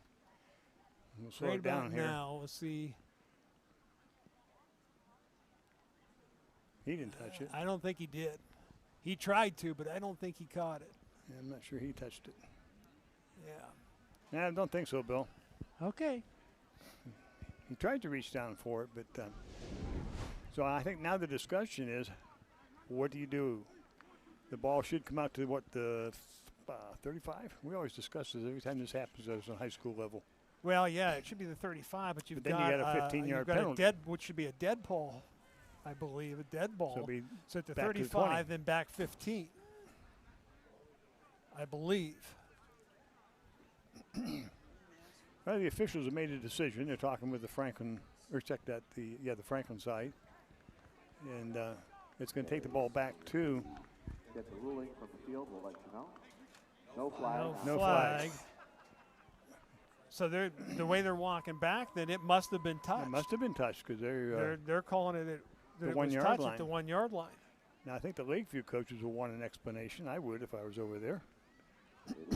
So you may be right, Bill. Maybe we're blind up here with the slow motion. We could speculate, folks. Of course, someone told me your eyes work in slow motion all the time. So us old people. They cross. Apparently touched by Lakeview on that kickoff, and it rolled out of bounds after the touch at the 1. So Lakeview ball first and 10 at the 1. Must have been touched. Said it was touched at the 1. No, that's the only guy that comes close to it there at the 25. 25 or so. That's what I thought. We're watching it again up here, but we don't see it being touched. Well, this could be another big play. Take advantage of this here for Franklin. Absolutely. And don't worry about getting a safety here. Just don't give them any yardage. Make them punt from here. Yep. 2:57 to go. First down and 10. Lakeview now at their own 1 yard line. So a very unusual situation. Lakeview will send one to the right. And the official is still talking with their Lakeview coaches. I don't think they're going to be very happy with that call. Now I can understand the discussion. And now Lakeview's going to take a timeout. They're not through with that discussion yet. They want to talk a little bit more to the official. Interesting play. Interesting play. It is, because like I said, we've watched it 4 or 5 times, and there's nothing on that replay that leads me to believe the ball was touched. And the only young man from Lakeview that had a shot was the number 11, I believe it was his number, at about the 25-yard line. But the only thing to it, from our viewpoint, is it is his back. Yeah, is to his us. back's to us. So It's we behind couldn't really us. see He the makes hand. a reach for it, but I just. Nobody touched it prior to that. Nobody touched it prior to that. So, if anybody touched it, it had to be right here. You're going to see it. Just doesn't look like he touched it. I just don't see it being touched myself, but they thought it was, and so Lakeview gets the ball. And it might have been. And it might have been, yeah. It might have been. It's a tough one to Bill said see. it was, so it has to be. What had to be touched. The eyes on the field. You had to wait 10 games for somebody to compliment you, Bill. Yeah. That's the kind of people you work with. Even my optometrist. First down and 10 now as things are sorted out. Lakeview will put it in play at their own 1-yard line. And as Steve alluded to, this could be a big series for Franklin right here. Down 13-7, but big situation. Quarterback sneaks straight up the middle. And boy, you got a couple yards real quick. But hit there and pick up maybe 2 on the play out to the 3-yard line. I was just going to stay right there, right before that ball snapped. My two backers step up. You can see here, 33-28. Take another step up. It's coming straight at you. They don't have any room to play with anything else, so it's going to come straight at you, and that's their guy under center. Get him. Yeah, set those 2 up a little bit tighter to the line of scrimmage. Make him, think about it. 2nd down and 8. Now he's the tailback. Bonanni goes to the left, but they're going to pitch it back. No, they're going to keep. They give it off to Murdoch out to 10, the 15, the 20, 25, 30, and knocked out of bounds over there about the 35. So Murdoch picks up the yardage necessary. Got off that left tackle, and away he went. Yeah, once he gets outside, he's a dangerous runner. And here, this one doesn't look real clean either. I think the quarterback was supposed to reverse pivot out. He doesn't, kind of throws him off a little bit. But there you can see he's just outrunning defenders to the outside, then turns it up the field. Ball is placed out at the 37-yard line. 1st down and 10, Lakeview. So they get it out of the danger zone and give themselves a lot of room to work now. Bonanni comes wide to the right for Lakeview. Got a wing right. Murdoch pitches back to the tailback, coming across the 40, 45, the 50, and he can be brought down at about the 50-yard line. Enough for another 1st down. Yeah, that's they're getting 10 yards a pop here defensively. Franklin, you just can't make the stop. You can see he does a nice job of stepping. It looks like he's going to turn that up quicker than he does, but he's going to get a block and bounce it to the outside. And Franklin just not able to get off those blocks and cut them off. Carson Kropp was the ball carrier for Lakeview. Bonanni goes wide to the left. Backstay in I formation. Murdoch at tailback, I believe he is. Pitch back to him, goes to the left side, across the 45, the 40, gets to the outside, and there's a flag down back at the 48 as he runs out of bounds down around the 23-yard line. That's going to come back. Back here at the 48-yard line. Man, you can see he's got deceptive. I'm going to call it deceptive speed, because everybody just seems to take the wrong angle at him, thinking he's not as fast as he is, and he gets outside you. Titusville had trouble with that in week 1, and again, we didn't even see him from the tailback position, but there's the kick out. But here's the linebacker. You can't kind of reach at him and come underneath him. You got to cut. You got to pick that angle better so that you're out in front of him a little bit more. One of the things that my oldest son, when he went to Ohio Northern to play college football, is they would tell linebackers, when you're pursuing in that angle, your angle is the back of the running back. Not the front of him, just right at the back. And that's where you go, because when he tries to cut back, you're there. And you've still got enough speed if you choose that right angle, you're going to run him down and bring him down anyway. So that's kind of where we're at with the angling of tackles. After the penalty, it's 1st down and 18 as Lakeview will go doubles both ways. On the snap, looking to throw. Murdoch going to go deep. No. He has a man out there, and it will be almost intercepted back at the 22-yard line of Franklin. Goes incomplete. Well defended there. Wyatt Bell in position, and again, he is another one of those sophomores here. And you know, you can see how far off they're playing, looking for this thing to get tossed in the air. Now we get good penetration. The ball's forced up in the air, but you can see he's got his head around. He's looking for the ball. Well played defensively by Franklin. 3rd down 18. Doubles both sides once again for Lakeview. Got to watch for him to pull it down and run. Murdoch looking to throw. Comes up short. Out to the 50, and they get back to the original line of scrimmage. Bring up a 3rd down and 10.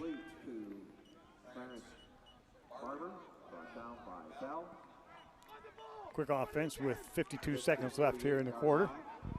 In the half, actually. Doubles left side, doubles right side once again. And a whistle, and I was going to say, I didn't see an official come in there to reset the ball at the end of that play. He had it in his hands. Somebody was yelling, yeah. Okay, now we're set to go. Doubles both sides. Snap. Murdoch looking, comes to the right side. Looking downfield, he's going to pull it down. And he's going to be hit and driven out of bounds at about the 42-yard line. Well, they did him a favor because he went, instead of just running that thing out of bounds to stop the clock and give him some self, they tackled him out of bounds. It looked like he wanted to try to cut back into the middle of the field, hit back into the field of play there. Didn't they kind of benefit from stopping the clock to reset the ball? No, it runs all the time. Even if they go to reset it was stopped. Well, here because he ran out of bounds. No, prior.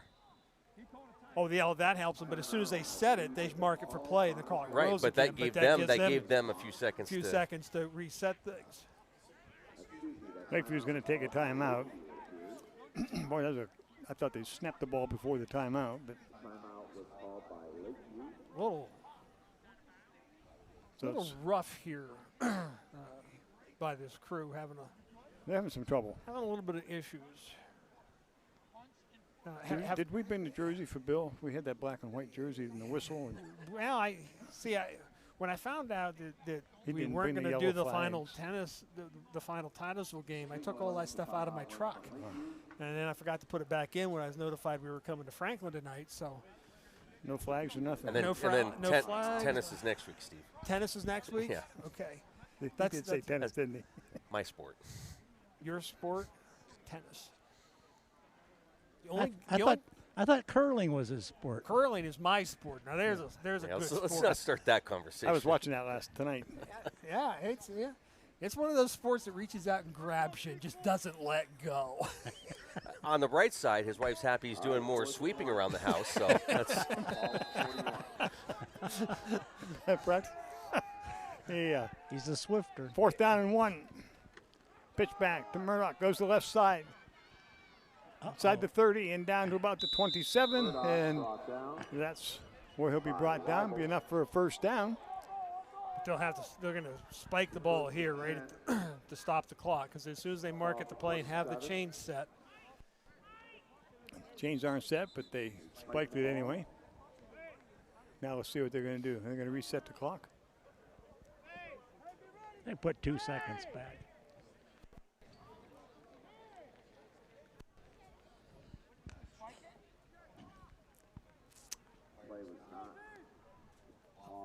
I'm not sure what happened there, Bill.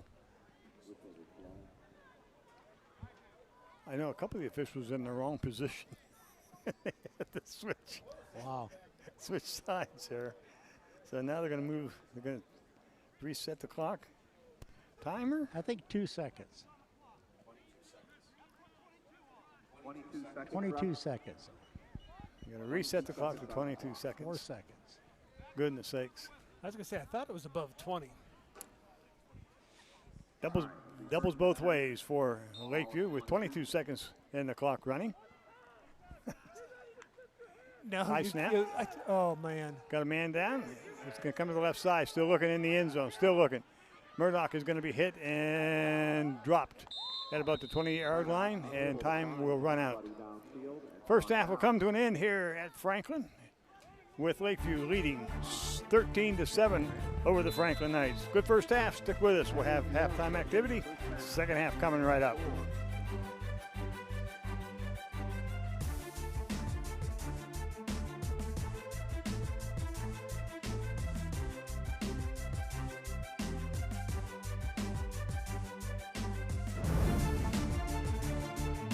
Hi, I'm Mark Slodecker.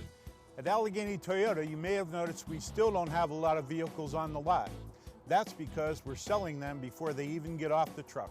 If you're in the market for a new or pre-owned Toyota, your best bet is to stop in and sit down with us. We can let you know what we have being delivered, or if you know what you want to purchase, we can help you get that scheduled too. We're working hard to get the vehicles you want, so if you don't see it, that doesn't mean we can't get it. We have vehicles arriving weekly here, and we're Allegheny Toyota in Franklin.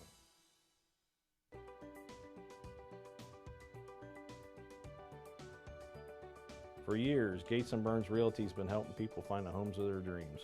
Whether you are buying, selling, or renting a home, it's never been easier with our experienced staff. Stop by our offices in Oil City, Franklin, or Clarion. Visit us online at gatesandburnsrealestate.com. Let us show you the way home. Gates & Burns Realty, serving the oil region since 1889. Aquatic Therapy, available at Anderson Physical Therapy in Franklin. The therapeutic properties of water combined with the skill and specialized training of our therapists can help you to improve your mobility and function. You have a choice when it comes to physical therapy. Choose Anderson's for post-operative rehabilitation, sports injuries, spine conditions, neurological conditions, and more. Anderson Physical Therapy is here for you. Located at the Franklin YMCA on West Park Street in Franklin, we're Anderson Physical Therapy. And welcome to the Venango Foot and Ankle halftime show here from Franklin High School. And the Lakeview Marching Band out on the field right now. We'll bring you the sounds of the Franklin High School Marching Band in just a little bit, but we'll get thoughts on the first half of play. It is Halloween weekend, and we've seen a lot of scary things here tonight. Yeah, but I couldn't leave Steve at home, so. Well, yeah, there's driving. that too, yeah. Yeah, it's been kind of a goofy first half, really. A wet field and so on, Steve, but the teams have played well considering the weather. It's been a lot of fun to watch, 13-7 game. A lot of running, and here at the last couple minutes, the Lakeview team was trying to put the ball in the air a little bit, but of course it was the pass that got Franklin their first score. Yes. A very good connection with Franklin's Marsteller to, I forgot who it was, Buckley, I think. Buckley, yeah. And so mostly a run game, but nonetheless, a good first half. But little questions on some of the calls and trying to organize it and figure out what was going on here and there. That's the thing. We're not complaining about the calls that have been made. It's just, the interpretation. Yeah, when you throw a flag and then it takes you 5 minutes to finally make the call, it makes you how's kind that of throw wonder the a rhythm little off bit. from either side? It throws you both off terribly. It's messed me up big time. Yeah, if no, the players. Oh, the players. Oh, okay. If you throw a flag, the players are expecting you to know what you're calling and how to handle the penalty that's being called. They may disagree with it and probably will, or at least 11 of them will disagree with them. But you expect them to go mark the spot, mark off the penalty, and let's play football again. Hadn't quite been the case, especially with that after the Franklin touchdown, the kickoff. We saw 2 flags thrown. They waved them off, apparently. Of course, the one was that it was out of bounds, but apparently they thought somebody touched it from Lakeview, and that's why they marked it at the 1-yard line. Well, we're going to take another quick timeout. When we come back, we've got the brackets for the playoffs, which started last night. We'll let you know who moved on, and again, Franklin and Lakeview will be wrapping up their seasons here tonight. 13-7 the score at the half. Our halftime show will continue right after this as we continue with the Venango Foot and Ankle halftime show. We'll be back.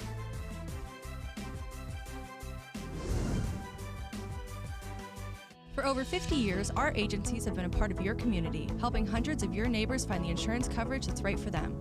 We use a personalized approach to help you understand insurance, know if your current policy is right, and if not, easily switch to coverage that is customized for your life and budget. We offer auto, home, life, business, commercial, RVs, motorcycles, and more. We even offer insurance for your pets through Nationwide. You deserve insurance coverage that meets your needs now and in the future. Visit us online or give us a call at 814-677-4084. Whether you're looking to buy or sell a house, land, farm, or commercial property in and around Titusville, Franklin, Oil City, and surrounding areas, you've come to the right place. ShagoRealEstate.com. 25 plus years of real estate sales meets state-of-the-art technology. We use 3D imaging to produce 3D virtual tours used on social media and MLS virtual tour links. And we're also a U-Haul neighborhood dealer. We're Shago Real Estate LLC. Griffin Phyllis Ford in Seneca offers great customer service along with a legendary lineup of Ford vehicles like the F-150, the Escape, the Explorer, and now the Bronco. The Ford brand is defined by a stellar safety record, long-lasting dependability, and unmatched quality. Looking for used? We have those too. Visit our website to see our complete lineup at griffinphyllisford.com or stop in and test drive a Ford today at Griffin Phyllis Ford in Seneca.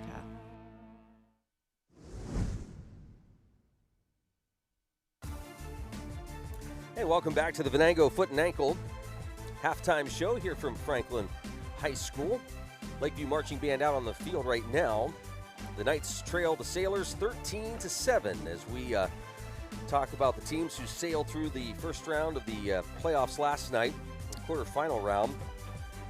Cochranton in the 1A division, Cochranton had a bye. Mercer took on Maplewood at Oil City High School, and Maplewood beat Mercer, so it'll be Cochranton and Maplewood, and that game will be played at Meadville at Bender Field on Friday, November 5th. It was Eisenhower and Sagertown playing last night in Titusville. Eisenhower came out with a win, and Reynolds beat Cambridge Springs, and that game took place in Wilmington. So Eisenhower will take on Reynolds Friday, November 5th at 7 p.m. in the semifinal round of District 10 football playoffs. 2A division, Farrell had a bye. Greenville had a bye. Farrell and Greenville will play Friday, November 5th at Hickory High School at 7 o'clock. Pretty easy here. Northwestern had a bye. Wilmington had a bye. Northwestern will take on Wilmington at Edinboro University at 7 o'clock, again, Friday, November 5th. 3A football. Slippery Rock had a bye. Sharon and Hickory will play Saturday, November 6th. Fort LaBeouf has a bye. Grove City will play Fairview at Greenville High School at 7 on Saturday, November 6th. Where are they playing? Greenville. Grove City and Fairview will play at Greenville High School at 7. How is that? Here's the sheet. Yeah, I know. It's on the sheet, Steve. I know it's on the sheet, but I'm just wondering, is that a misprint, or are they playing at the university at Greenville? No, Greenville High School. Wow. Okay. 4A, Meadville had a bye. Harbor Creek had a bye. Meadville will take on Harbor Creek Saturday, November 6th at Edinboro University at 7 o'clock. General McLean had a bye. Warren had a bye. General McLean and Warren on Saturday, November 6th at Titusville High School at 7 o'clock. So there you go. 5A is 5A. 5A is 5A. Well, the 6A is less than, you've Right. only got, what, 2 teams in the 6A? Both out of Erie. Both of them out of Erie? Yeah. We were talking about, I was go back to this ball game tonight, the quarterback Murdoch from Lakeview. One ought to spend some time talking a little bit about Hunter Marsteller. He's played very well on both sides of the ball for Franklin this evening, and showed his ability to get the ball down the field in by the pass also. So it's been quite an interesting halftime or half for Marsteller too. Marsteller as well. For had Franklin. a good ball game. He's played well so far in the first half. All right, we're going to take it down to the field for the Franklin Knight High School Marching Band. We'll bring you some of the sounds of the band here in Week 10 of high school football. Get on your feet and welcome the Pride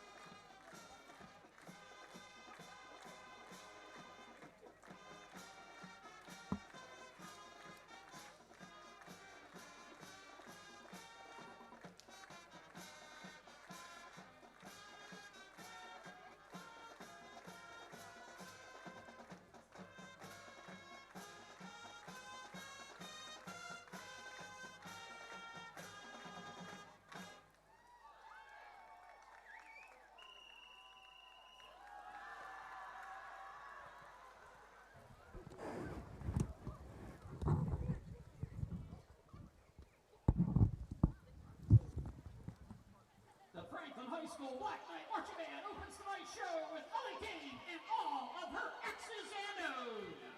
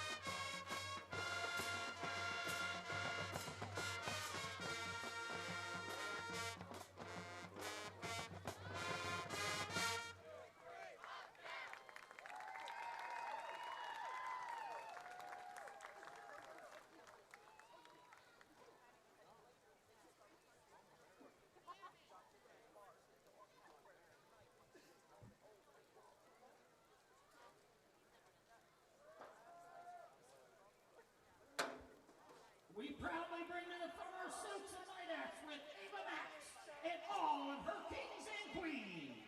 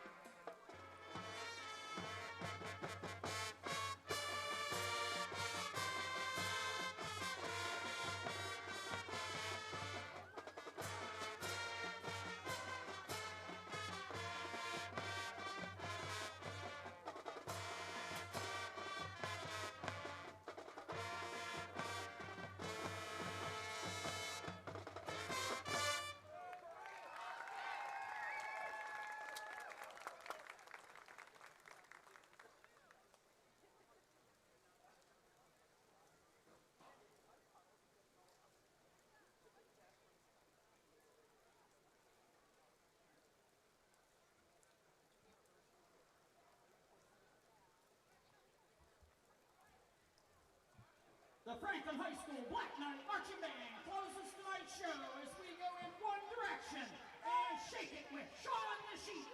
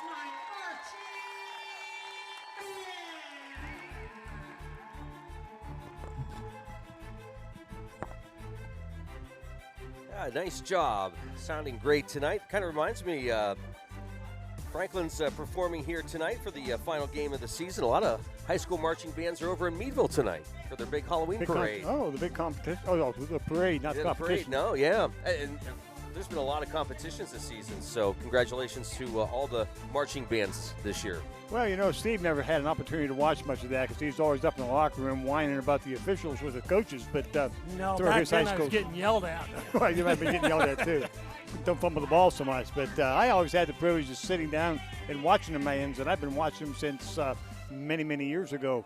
I was just sitting here thinking, Luke, it's been 70 years that I've been watching Titusville, Franklin, Oral City, Corey, the old Section 2, and all that stuff.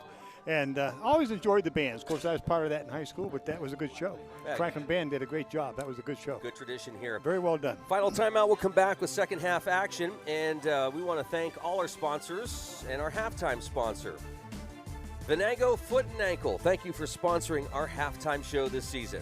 Franklin Night Football coming up next.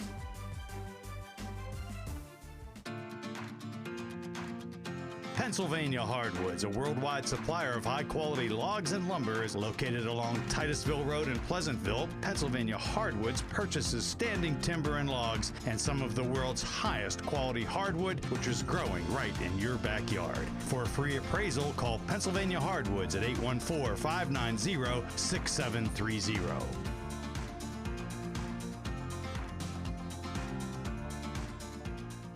At French Creek, American Made is at the core of our growth and success in manufacturing top-quality fall arrest and rescue systems. Today, even though French Creek has transitioned into a much larger headquarters, the design, testing, and manufacturing operations proudly remain right here in Franklin. Our American Made jobs support our local community and small businesses that are part of where our workers live every day. This high bar for quality standards is the same bar and quality we expect out of our Franklin Knights. Good luck this season, Franklin, and go Knights! From French Creek Fall Safety.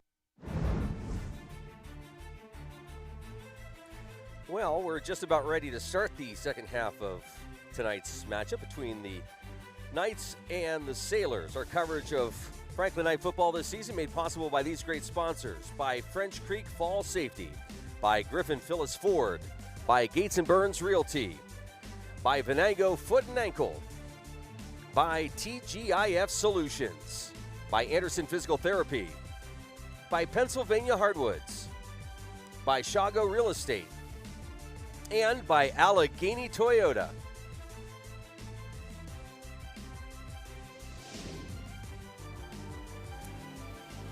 Well, we looking down the field, there's Bill McCrill standing down on the field. And Bill, we were just wondering, are they charging you rent to be in under the tent? You're supposed to be out in the rain. Are you crazy? Yeah. Oh, yeah. You know better than to ask that question. Certifiable, actually. Is it cooled down and picked up any out there? Or what's happening? No, I don't think so. It's just that steady little rain that's miserable. No, you look at the puddles; they're not really, smacking it hard. No, I was. We mentioned this in our pregame too, Bill. But kudos to the parents of both schools. There's a lot of people out this evening on a rather cool night. There, we can see the rain coming down as our cameraman Adam Bodemer takes a shot at the lights. So coming down there pretty good. But with that weather conditions as they are, a lot of parents on both sides of the field. Good support for both these schools. That's good to see. In the pregame, I think Steve kind of hit on some of the points. It's the last game of the season, but it also sets up some very important things down the road. Yeah, and I think for Franklin, they, even though they're trailing, I see a lot of good things out of Franklin.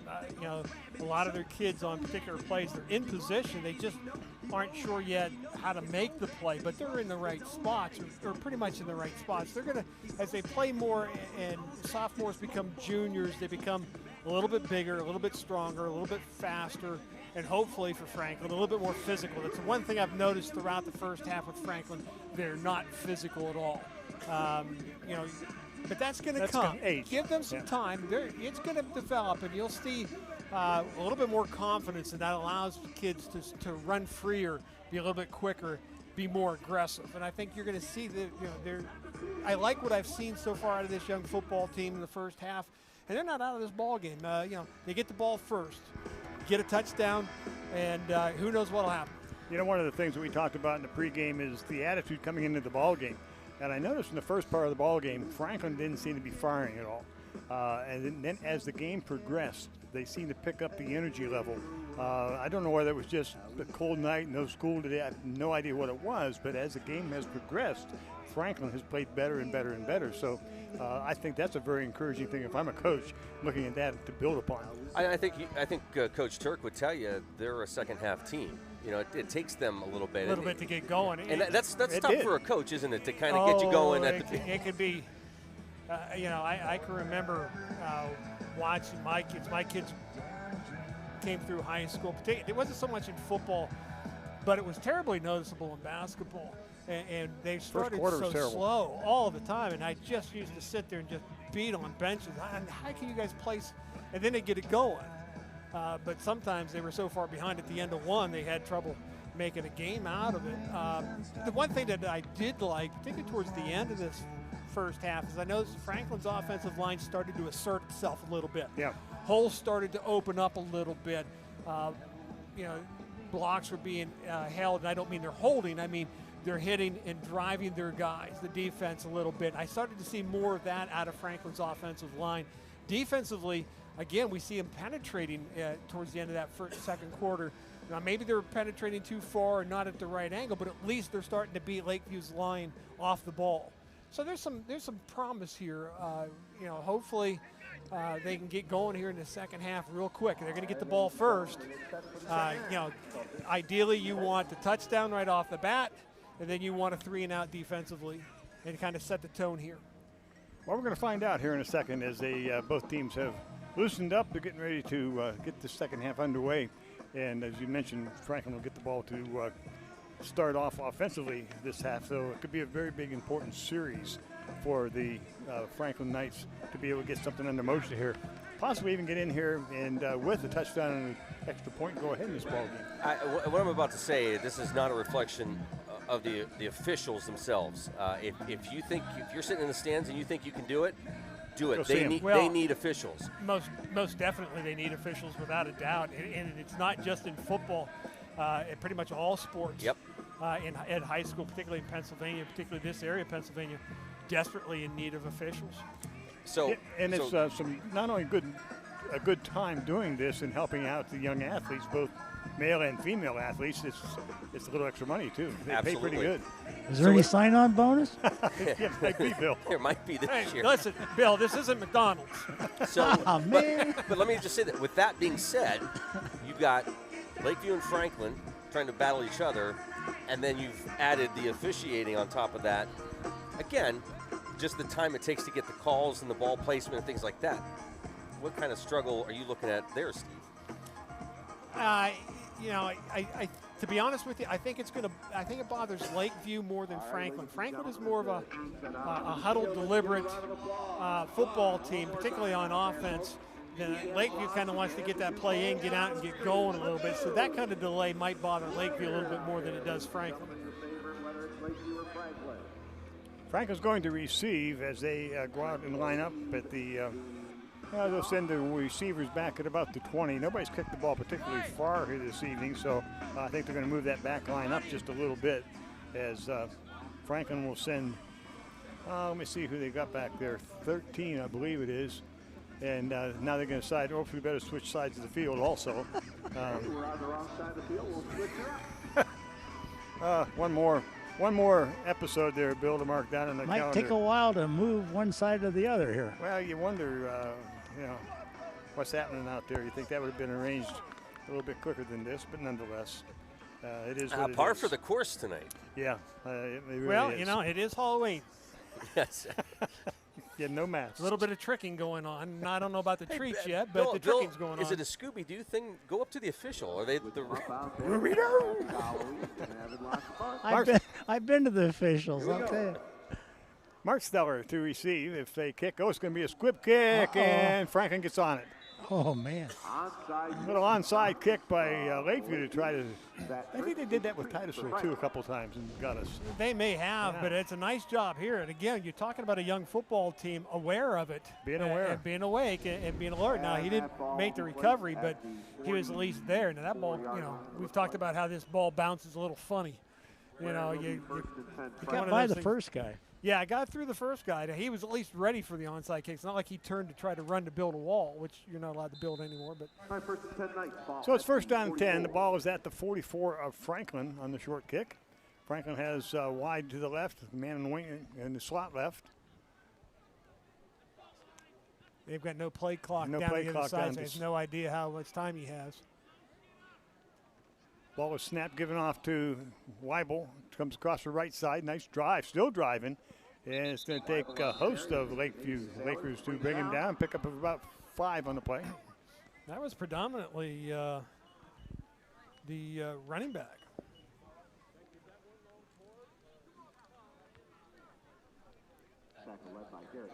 Gain of about 5 on the play. Second down and 5. Second and 5. Ball at the 49. Sale 13 and the night 7. Official timeout. Official timeout here on the. Now there's a question. The officials are having another session. Still no clock. No game clock, I don't think. There it goes. The play clock straight back. There she goes. Okay. All set to go. Second down and 5. The ball's at the 49. You just keep saying Lakers. I told him you were back in Lakeview. the old Boston I said Lakeview. and L.A. Sailors. What? Guys are giving me fits up here. I'm glad I brought my nitro with me. Quick pass over the middle. Marsteller. I thought it was going to be complete. Quick pass to the tight end. Goes incomplete at about the 43-yard line. Brings up a third down and 5. I'd like to see this. I'm not too sure. He does a nice job of getting the inside position. There's kind of a little bit of a pull in there. I'm not too sure, but I wouldn't have thrown a flag there. Third down and 5, nonetheless, for the Sailors. Defensively, have to come up with a stop against the Knights of Franklin. You too can go to broadcasting school. Acme Broadcasting Company. Tip, pass back to the tailback on the outside. Nice run out to the 45 and down around the 44-yard line. Enough for a first down for Franklin. I think it's Wyatt Bell if my numbers are right. But, boy, he goes way deep on this. But, yeah, he showed some good legs, good speed turning the corner. Once he got the corner, getting upfield for the first down. First down and 10, Franklin. They're inside the 50 at the 45 of Lakeview. Ball's given off to Weibel. Comes across, he's at the 40. Breaks through the 35, the 30, down the 30, to the 25, and out of bounds at about the 24.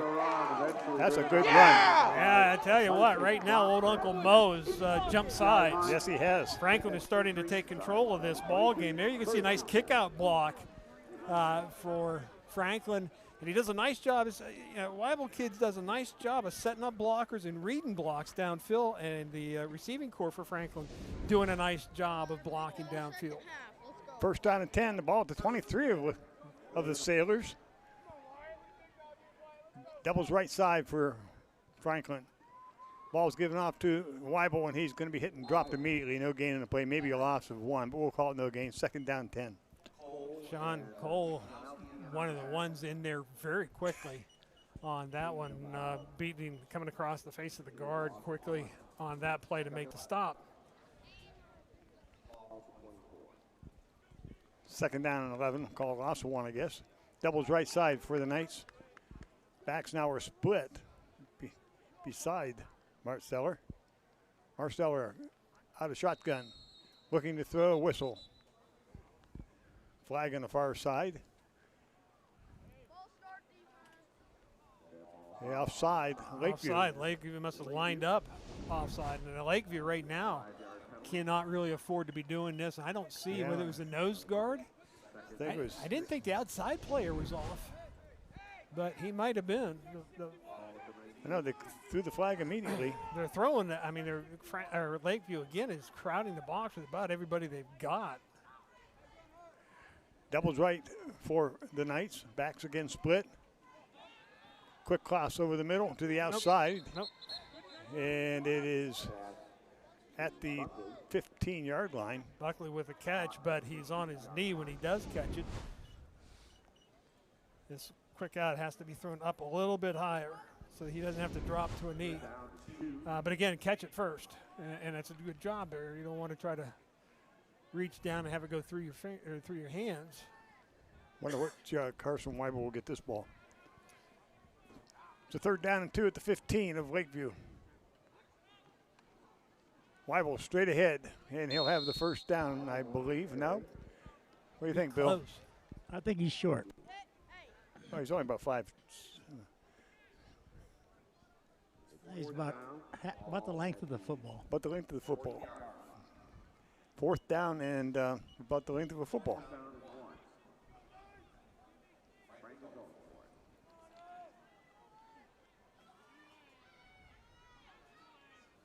Quarterback sneak, Steve. Well, the shortest distance between 2 points is straight ahead. And he didn't get it. He did not, I don't think. He may have gotten it on second I think effort. He did. Yeah, he did second effort. He shouldn't have gotten it.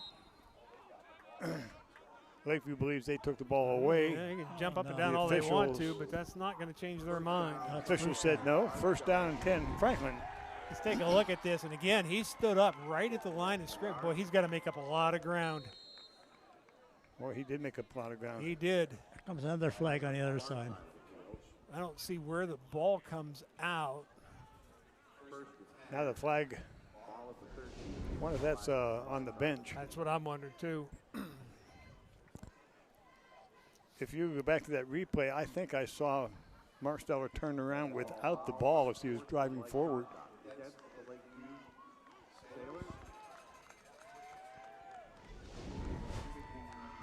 I don't think he had the 1st down made.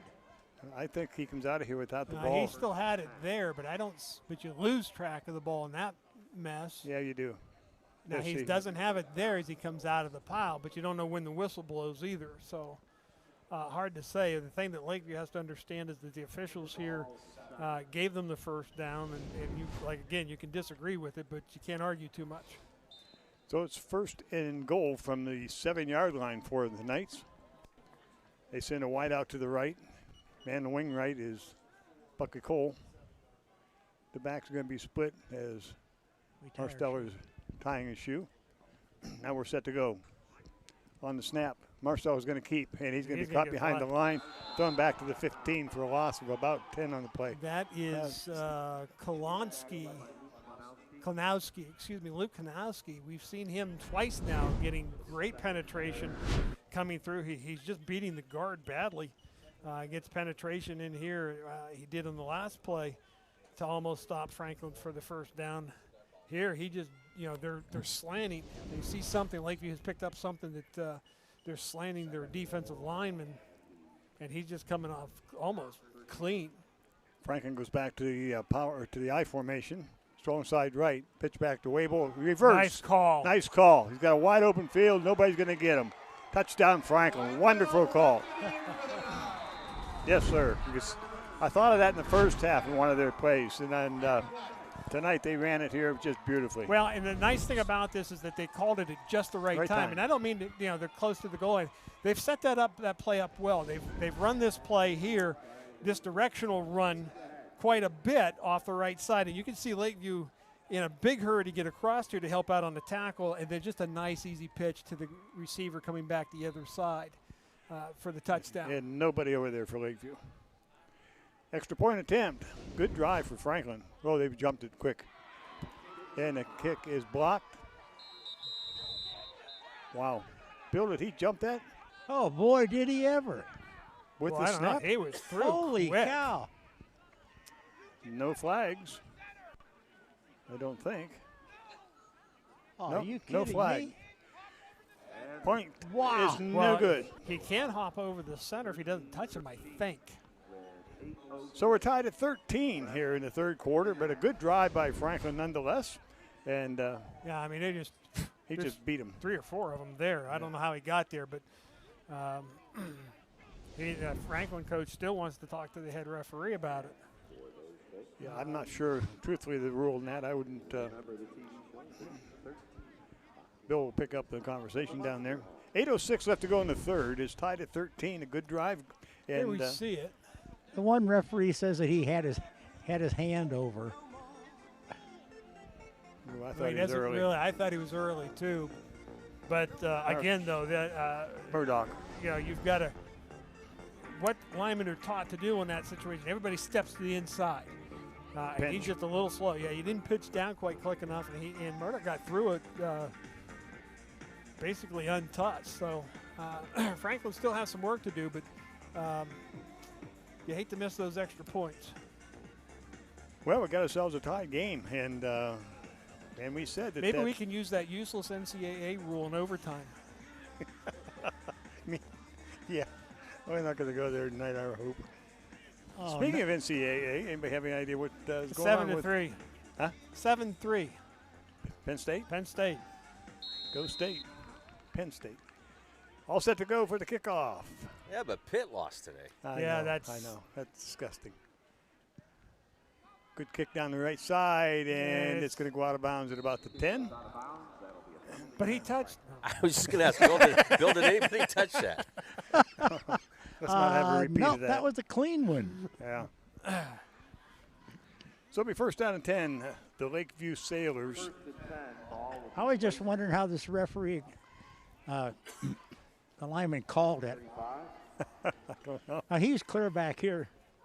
He's probably back about almost the goal line. Yeah. First down and 10. It'll be at the 35. Lakeview will put it in place. We'll see if Lakeview now can respond to the good offensive series that Franklin just completed with a touchdown. Lakeview sends a wide out to the left, have a man in the wing left. I formation. See the adjustments they made. Murdoch gets the pitch coming across the left side, cuts upfield, breaks a couple of tackles across the 45, driving straight ahead. He brought down at about the 48. Good hard run.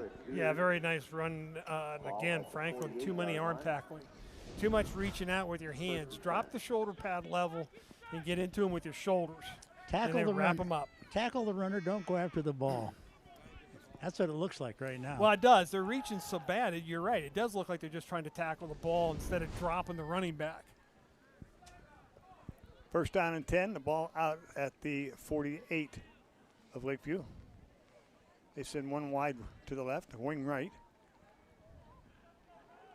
Ball's given to Murdoch, driving straight ahead. Inside the 45, gets to the outside, the 40, the 35, the 30, and dropped out of bounds at about the 30-yard line. Another good run. And that's not, I'm sorry, that's Wilkins, I believe, not. Yeah, Wilkins. Just a straight ahead handoff area. You look, the lead running back just clears out the backer and just opens that hole up. The lines are separating the defensive line. And you see the running back, the lead blocker on that just crushes the linebacker. And that's what we talk about when we want to see more physical play coming out of Franklin. That's what you want to see. You want to see somebody running through there. You really, one of the things that we've, of course now, granted our family is a little bit screwy, but one of the things we've always talked about in our kids, it is always better to give than to receive. And that's the same thing with hitting. It's always better to give the hit than receive the hit. And right now, Franklin is receiving it too much. They need to start dishing it out. Yeah, I remember you and your brother playing that game. Now, wait a minute. Now, it was not my brother that knocked me through the front screen door. It was my mother. If you had that coming. That was a great play, Luke. I wish you'd have been there. I wish I had that on instant replay. A good trap block. And it's a true story, folks. My mom, and I'm not talking about, a foot away from the front door. I rolled a good 10 feet through the front door.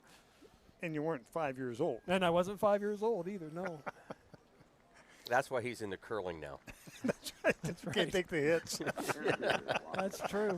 Yeah, that's very true, Luke. I knew when I did it. I knew when I threw my mother over the couch that I probably shouldn't have done it. Because sooner or later she was going to get me, and she did. Yeah, got you good. Those are the two games we had growing up. Over the couch, we would throw somebody over the back of the couch. And then the other rule was you could hit them, but you had to yell trap block before you hit them. You hit them. So I was adjusting the TV set when I heard my mom yell trap block. And Next thing I know is on the front porch. Yeah, adjusting the TV means no remote. No remote. Yeah, you had to turn channels. You made me sit next to her the other day for breakfast. I know it. As long as she doesn't yell trap block, you're okay. Okay. That's the rule. First down and 10, Lakeview at the Franklin 30. A&I formation, got a wing left, wide to the right, one receiver. Ball's given up to the first man straight ahead. Oh, out across the 20, inside the 20 to about 16. That's just a good straight ahead blocking and drive. Well, and that's one of the things that we've seen Lakeview is now starting to do again, is take control again of the offensive line. And that's a quick handoff. That's a quick hitter straight up. Might have caught Franklin a little bit flat-footed on that, expecting the run to go to the outside. Ball's down to the 17 of Franklin. First down and 10 as Lakeview is trying to respond to Franklin's first series here this third quarter.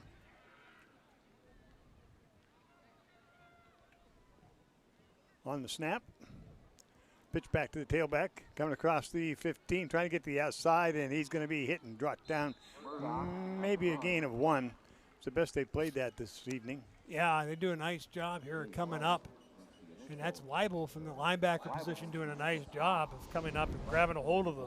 And again, you know, when you're tackling, first guy there, just get him, hit him, wrap him, hold on to him. If you can't get him off your feet yourself, just hold on to him. Let help come. Let the help come. And that's, you know, he holds on to him here, then you get some help. Gain of 1 on the play. Second down 9. Ball at the 16 of Franklin. Send Bonanni wide to the right, or checked out to the left. Have a wing right. Ball is given off to first man straight ahead once again. Takes it down close to the 10. Again, that's that quick handoff that Lakeview has run very well here tonight against Franklin. Just a straight up blocking. Osborne on the carry, I believe, for Lakeview. It's 4 down territory for Lakeview. Put a man in the wing right. Wide out, clear to the right. Pitch to Murdoch off the right side, and he's going to break the tackle, drive inside the 5. Thought they had him. Yeah, they should have had him. Yeah, got inside the 5. We're about the 3 or 4 yard line. You know, a little bit of over penetration and then bad pursuit angle, and it allows him to turn it upfield and get the first down inside the 5. So it'll be first and goal from about, we'll call it the 4 yard line.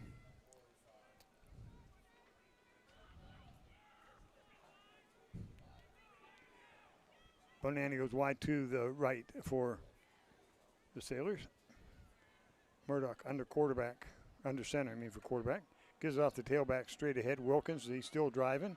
And he's still driving, and they're in a scrum. Be in now. And they give him the touchdown. I don't like that play. All the games that we've won. Yeah, you get the scrum going. You see it at all levels now. I think once the runner has stopped, to me, I'm old-fashioned. That play should be dead. But right, Bill? It should be, yes. Boy, you got some fog coming in there below you. Yeah, a little bit there. Again, Franklin does a nice job. They got a young man. I don't get the numbers, so I can't tell you who he is, but stepping up into the hole to fill the hole. But again, there you see in today's game, offensive linemen get into the pile and just start pushing. Extra point attempt. 20, checked at 19-13. The kick is up. And that kick is blocked. Good. And it can be returned. returned. They can run that back. No, they can't. I don't think they can. Not in high school. No, that's right. They can't. 19-13. If they were running a 2-point conversion and they scooped a fumble up, they could return that. But again, so Franklin returns the favor. Only this time they come from the, well, no, he comes up from the middle pretty good too.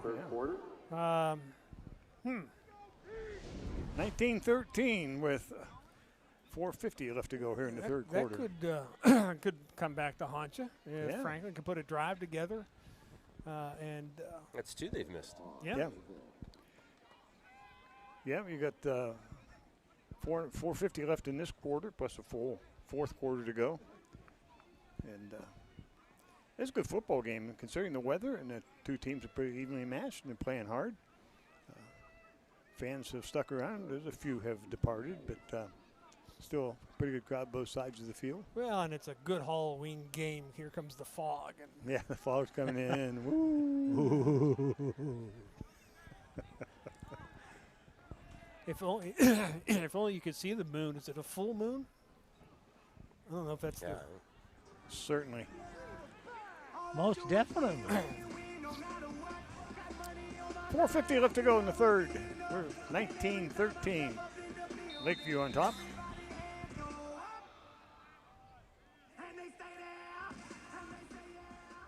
Quick kick. Scooped up by Franklin. Look out. At the 40 and dropped it to 42-yard line. Boy, if he'd have gotten loose, and that's one of the dangers you Been have gone, with that yeah. short kickoff. If it takes a nice bounce and the kid's coming up receiving it and it bounces high and he's coming full speed, he can get through your kick coverage team real quick, and then there's nobody back. First and 10 for the Knights.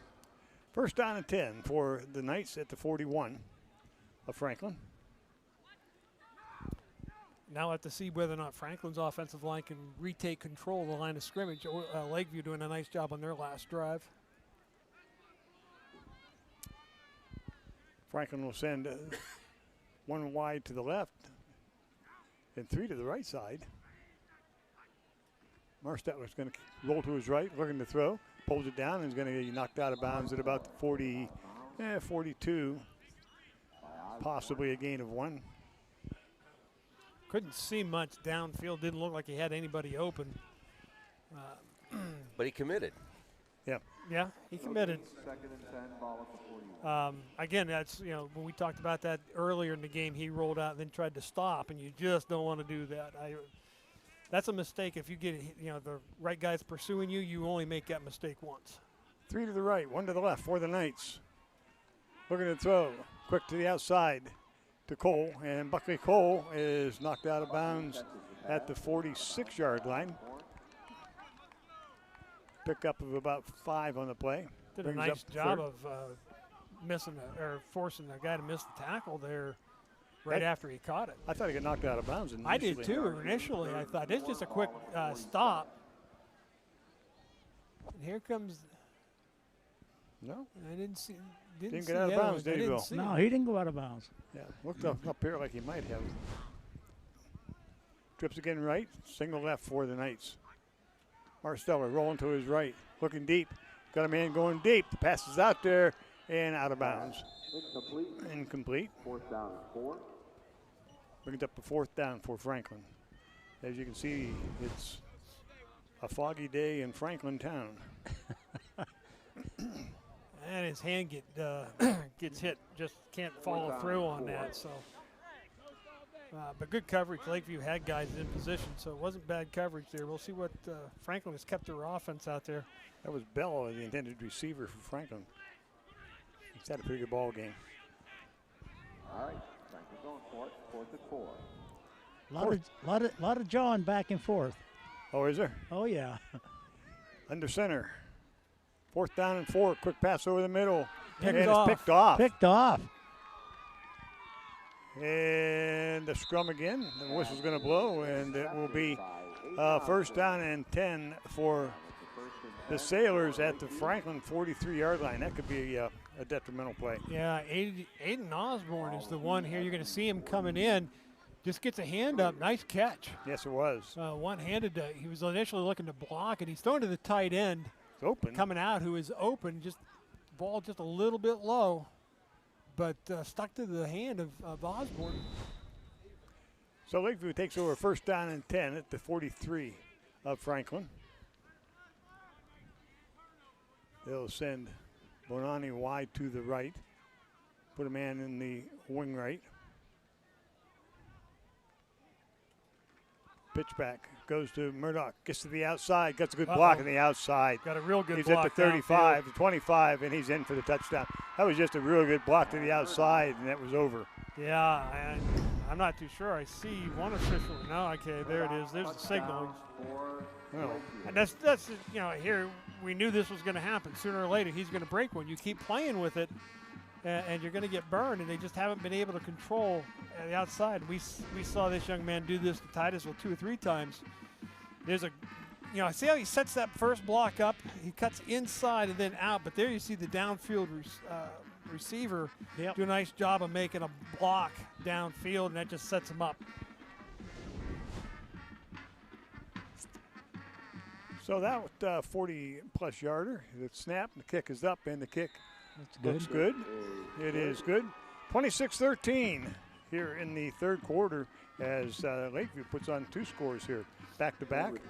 And now Franklin's got their work cut out for them here with 4:10 left to go in the third. Well, the one thing that, and here we'll see it again, he's going to set up this first block. 23, the lead blocker, but watch him look like he's going to turn it up there and then bounces outside. That allows their lead blockers to get a block in there, and there's a downfield block by the receiver. And once he gets out there, you can see he's just going to outrun them. And we watched him do this quite a bit in week 1. And, if you don't contain him, he's good enough to beat you. He'll get you. One of the things I wanted to say was I was a little bit surprised at Franklin's play calling the last drive. You'd run the ball pretty well the drive before that. Then you kind of seemingly abandoned it a little bit for the pass. I think I'd like to see them get back into their ground game mode and run this thing down the clock. Now you're down 2 scores, so you might see a little bit of a mix, but I think you got to stay with your ground game right now. And you got a lot of time. Yeah, there's a lot of time. 4:10 left in the third plus the fourth quarter, so you're not out of this now if you can do something in this drive. Marsteller standing back at his 20. They're going to short kick again, and the lineman picks it up. And that was good hands. It'll be first down and 10. Franklin at their own 44. Walk down.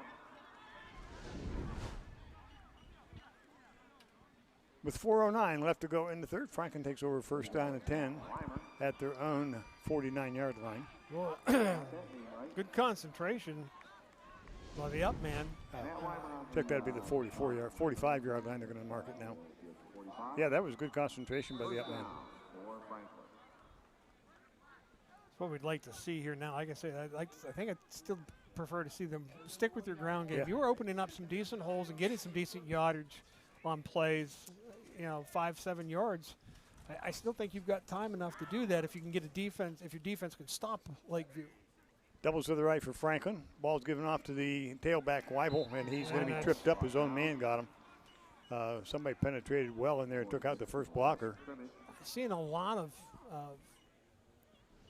lower number. Sean Cole here is going to do this one, and he's just going to nice sub. job. He's just going to submarine or go down on the pulling guard, take him out. And that's again, that's what you want to see is you don't make the play necessarily as far as a tackle goes, but you take out the ball carrier's block, and you stuff the hole.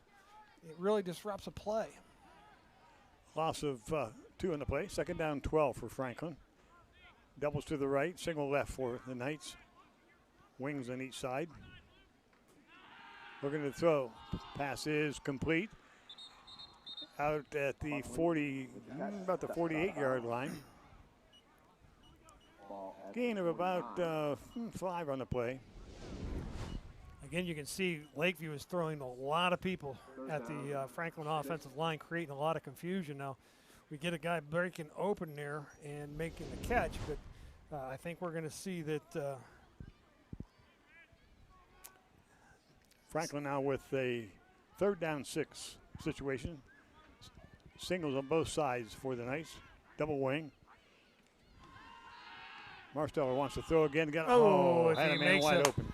Boy, if he can hit that pass, there's nothing but green in front of him. That was tipped. Was it tipped? Yep. Okay. Tristan Brooks was the intended receiver for Franklin. That didn't look anything like the play they just ran. And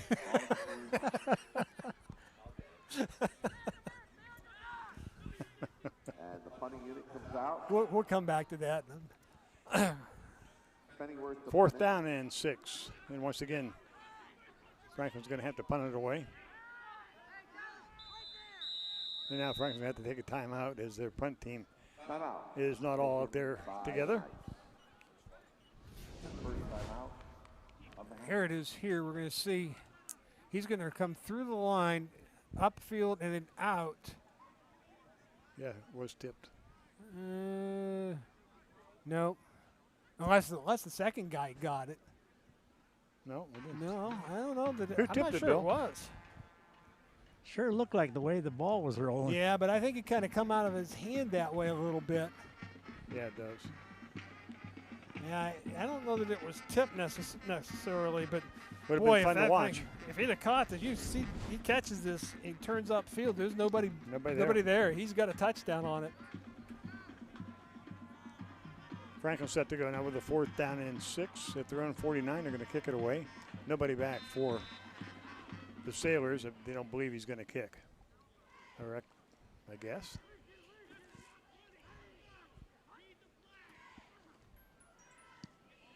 And it gets a good kick away. It's going to hit at the 20 and roll down inside the 10 to the 6-yard line.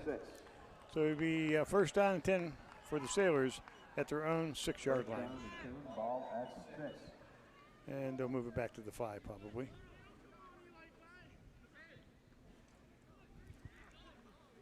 Makes it easy to figure. It's on a yard marker instead of halfway between one. In between one, yeah. You were never very good at fractions. No. I only got them right half the time. That's about it. Where did he mark the ball, Bill? You always kept trying to make it About go the with 5.5. Okay.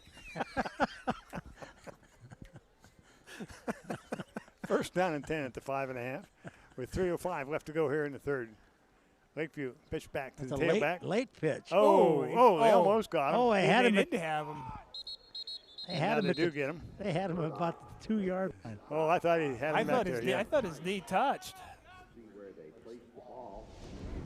I don't think so. You see, he's about a yard deep in the end zone. We make a nice play coming up. 79. 79. That's Donovan Fike with the initial No, hit. he didn't, I guess. Yeah.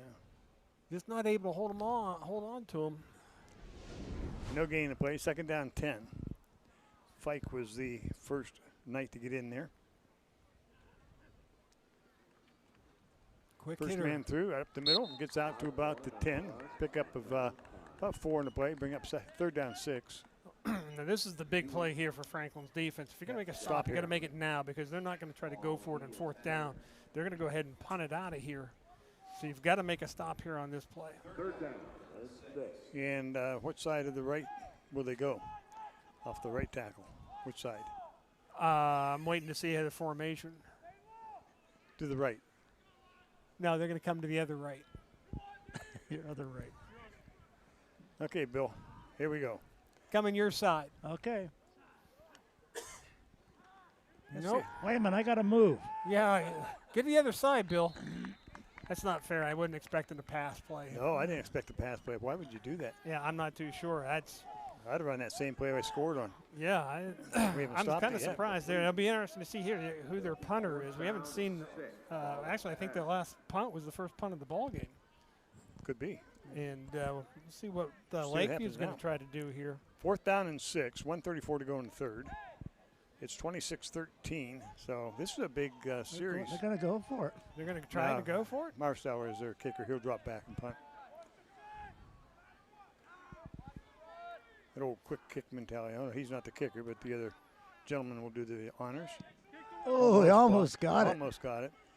Yeah, that's a good kick. Boy, it is a good across kick. the 50 to the 40. Going to roll down about the 32-yard line, 31-yard line. That's a very good kick. Well, that changes it, flips the field quickly. But it's just not what Franklin needed right there. He's going to kick this thing from about the 5.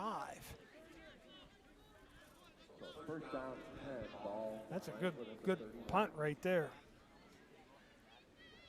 Ball spotted at the 31-yard line of Franklin. So Lakeview able to flip the field in the kick.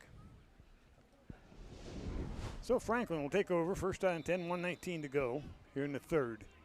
Got to get some points on the board here now. Franklin will send 2 to the right. Yeah, the back as we split with Marsteller in between them. Out of the shotgun, looking to throw. Got a man going deep, and it is Barkley Cole. It's complete. Nice job of Way to coming come back to the ball. No. And, he drives ahead, and now he's knocked out of bounds at the 40.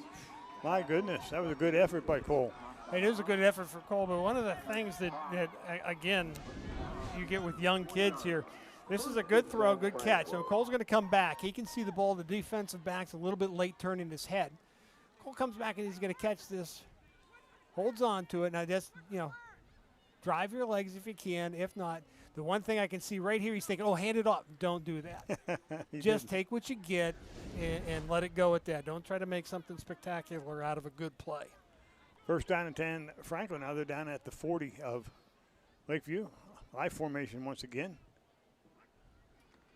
Pitch back comes to Weibel, and he turns upfield and takes maybe to the original line of scrimmage, maybe picks up one. We'll see where they mark. Little contact out there, Bill. They're making sure they're meeting each other. Yeah. No gain. Well, they're going to mark it now at the 38. Pick up a 2, second down and 8. 2-yard gain, second and 8. Good. Franklin will send 2 to the right side. Put a man in the wing left. Hartsteller will now work out of shotgun. On the snap, looking to throw, pulls it down, cuts up the field, goes to the outside, now back up the middle, out across the 30, down to about the 26. That's a good job by the quarterback. Really a nice run, a good decision. He pulls it down when he takes a look here. And again, you can see these guys are coming in quick, but they're running by him. And he just tucks it down and goes. And watch, number 2 over here for Lakeview is just kind of standing around, not sure what's going on. Can't be doing that. You want to make plays, you got to be active in the football game. Can't be standing there watching. Once again, out of shotgun, wanting to throw, looking towards the end zone. Got a man back. It's Buckley Cole. Complete touchdown. Oh, he dropped. Oh, I thought he dropped had it. I did too. I thought he had that too. A little quicker than that call, but boy, made a great effort on it. That was a good ball too. Yeah, Wet night and everything. Yeah, he can step in and there's the thing up there. I thought maybe it was going to carry just a little bit further than it did, but Cole's got a nice job of coming back to this. Right Just through his not, arms. yeah, just didn't quite watch it all the way in. Second down and 10 for the Knights. This time they'll send 1 to the left, 1 to the right. Put a man slot right, and also in the wing right. Marsteller looking to throw, pulls it down and throws it over the middle, and I think it's intercepted. See what the call is? It is intercepted at about the 7-yard line. You see him coming across deep. Pressure comes up the middle, and he steps up, tries to step up. And I thought maybe he's just going to take off. That's one I think he just want to kind of eat that one, take the sack. And it is picked off. So Lakeview takes over first down and 10 at their own 8-yard line. Ball will be at the 8-yard line. First and 10, Lakeview. They'll send a wide out to the right.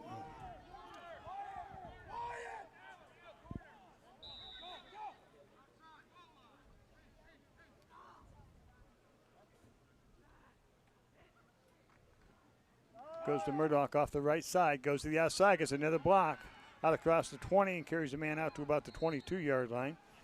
Enough for a first down. And again, Lakeview's offensive line and their lead blockers are just starting to take control of everything right now again, like they had in the first quarter of this ball game. Especially at the outside. Yeah, they're just getting to the outside. They do a nice job of sealing the control of the outside linebacker, the defensive tackle, and then they kick a guy out. And their running backs are doing a nice job of setting them up a little bit, depending upon which way they want to go with it. They step to the outside, cut back, or they step inside, cut out. But, really well done here right now for Lakeview.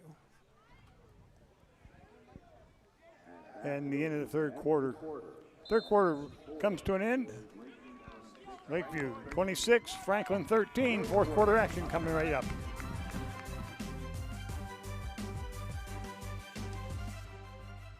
At French Creek, American Made is at the core of our growth and success in manufacturing top quality fall arrest and rescue systems. Today, even though French Creek has transitioned into a much larger headquarters, the design, testing, and manufacturing operations proudly remain right here in Franklin. Our American Made jobs support our local community and small businesses that are part of where our workers live every day. This high bar for quality standards is the same bar and quality we expect out of our Franklin Knights. Good luck this season, Franklin, and go Knights! From French Creek Fall Safety.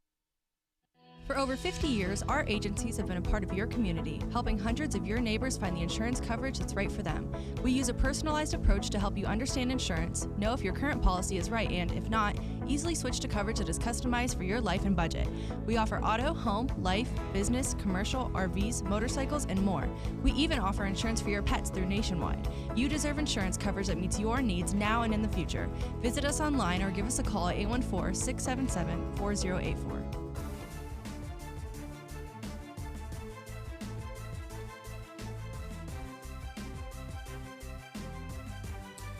Well, the final 12 to go in this ball game. The Sailors lead the Knights 26-13. Jim Bodemer, Steve Bodemer, Bill McCurlis, Adam Bodemer. I'm Luke Rio. Thanks for joining us for Week 10 of high school football. Well, Bill, into your last quarter. I'm still wet. We don't mind it. This has been a great game. Yeah, it's been fun to watch. It has been. And, a lot of young kids out there for Franklin. We're just going over the roster once again with their line, all sophomores and so on, and but they're playing quite well. Lakeview gives the ball off to the tailback, the left side, and he's going to get stuffed. Blow the whistle, folks. Kind of looked like a boxer in there, kind of weaving and. Yeah. Well, you know, one of the things given the weather the way it is. Some of this scrum type activities where kids get hurt. Yeah. That's one of the things, when you get into those scrums that I don't really like to see is because somebody's going to be coming in there. You got knees in there, but you got somebody coming in at full speed. And I'm like you. I don't like the scrum mentality of football the way it is now. Just, if you stop them, blow it dead. Yeah, blow it dead. But then I want mud too, so what do I know? Well, we've talked about that too. This is a game this where but winter sports coaches are watching going, please don't get hurt. Please don't get hurt. Yeah. This time the ball comes out across the 25 to about the 27-yard line.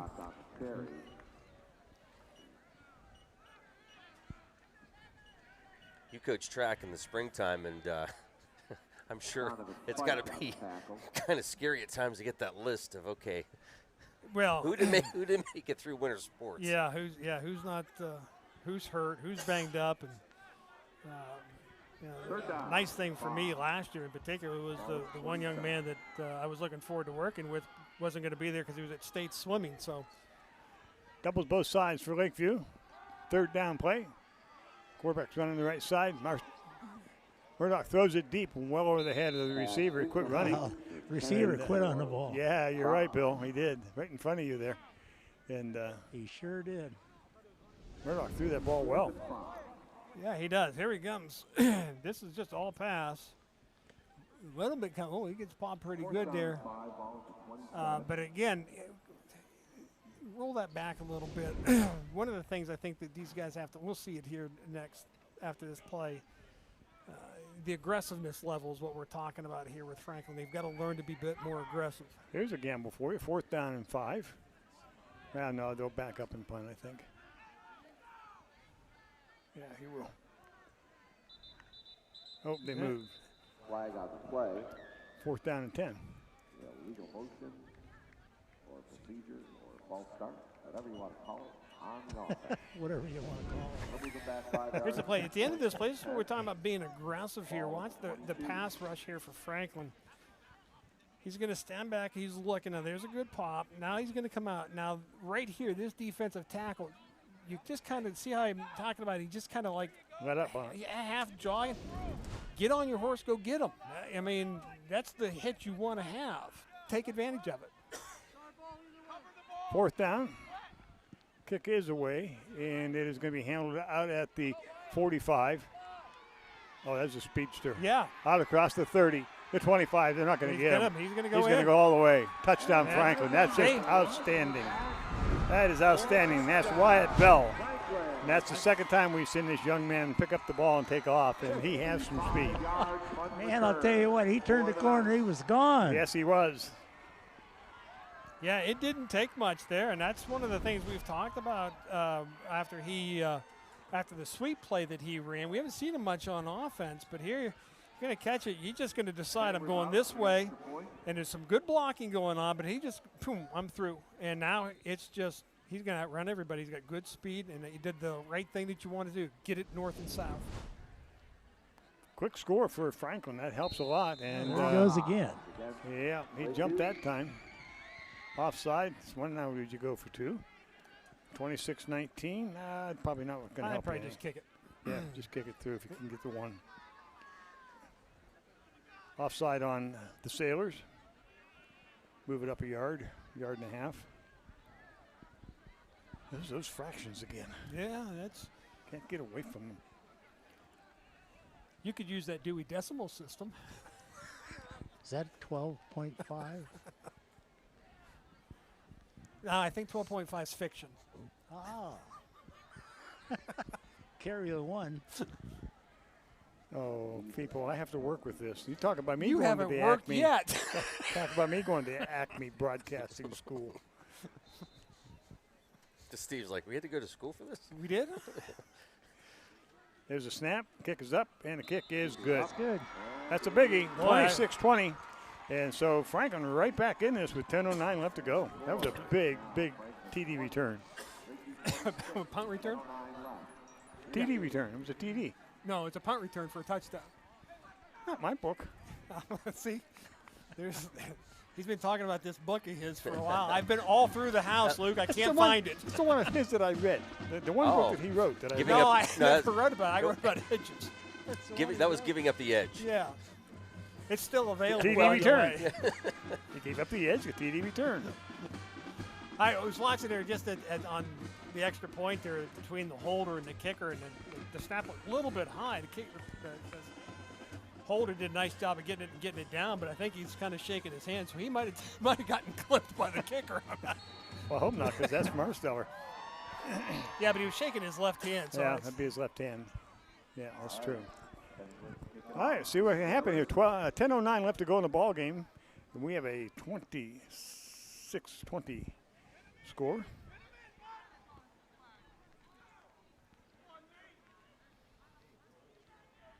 And should be we're waiting for something. 5-yard penalty mark off, I think, from the offside on the extra point. Dead ball foul, unsportsmanlike conduct against Unsportsmanlike conduct.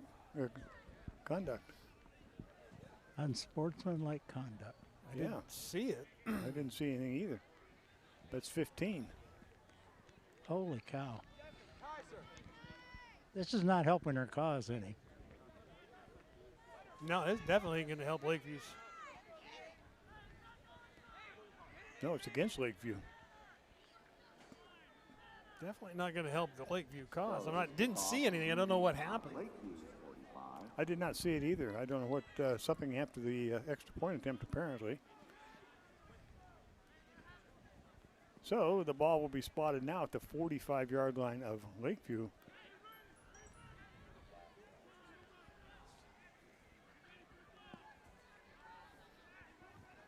As we get set to go here. Sailor is thinking maybe they're going to get an onside kick here.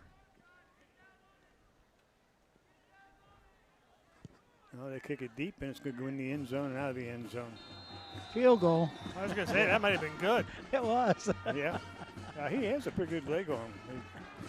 Pretty good kicker. So it'll be first down and 10. The ball will be brought out to the 20. Ball will come out to the 20. That was kind of funny watching Lakeview. Ball went through the uprights, and they all signaled that they had an extra point. First down and 10. Yeah. The ball at the 20. Lakeview saying, yeah, it's good. Yeah, it's good. In rugby, that's what, 2 points? I don't know. I'm still trying to figure out how you throw the stone. You don't throw the stone, you slide. Roll, you push it. Give it Yeah. just enough to make it curl.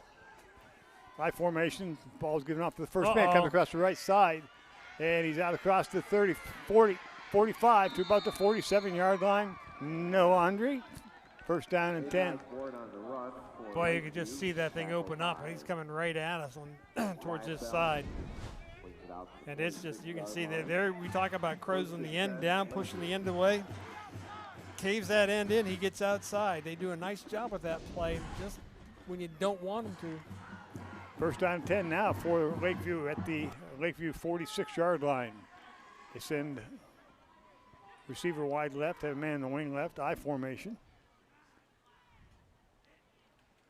Pitch back to the tailback. Murdoch out across 50, the 45, 40, down to about the 38. Good, powerful run. Another first down.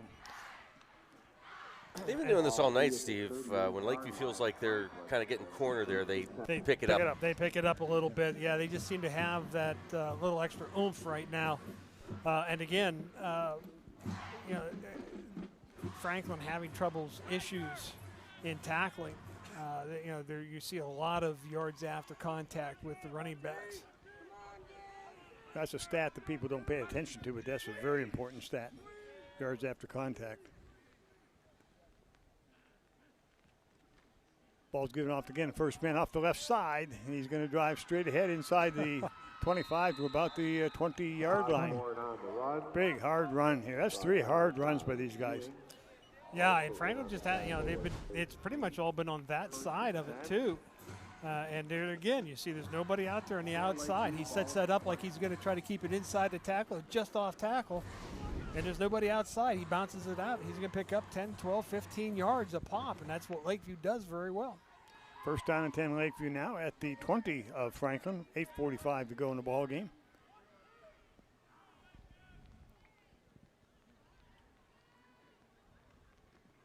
Ball's on. They also do this too. Yep. I don't know if he went to pitch or what, but fumbled the ball back, clear back to the 35-yard line. A loss of 15 on the play. Yeah, he's pitching back. But I don't.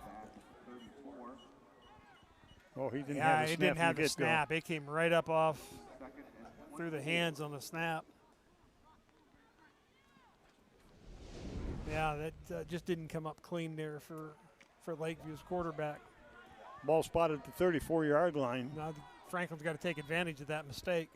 Second down 24. They're going to go doubles both ways now. They spread out the defense of Franklin. Murdoch, I believe at quarterback. He's the tosser. He likes to throw the ball. Looking to his left. Throws the ball in the middle. It's incomplete. Yep, hit the 4. Hit the ground. I thought maybe we'd intercept, but Franklin not able to get there. Again, he's got plenty of time, so Franklin's decided to play this with coverage, and he just throws a nice ball, went right through the receiver's hands, right off his helmet. Brings up third down. 25, 24 Franklin's yards. Just not able to dive to the ball in time to get the pick. Thought they're going to get that one. Again, they'll go doubles both ways.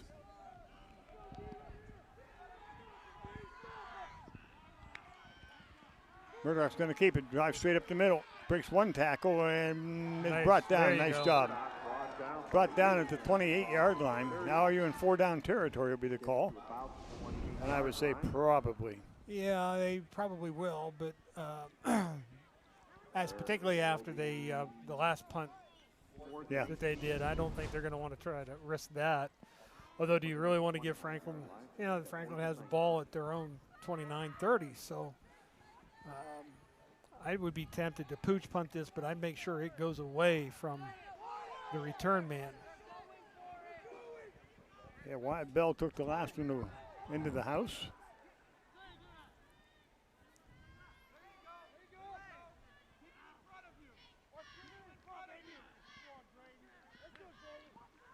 Murdoch looking to throw, looking deep. Got a man coming over the middle, and it is incomplete. Oh, but they're going to get him for, they're going to get him for interference. They didn't throw the flag, did they? Oh, yeah. I didn't see the flag.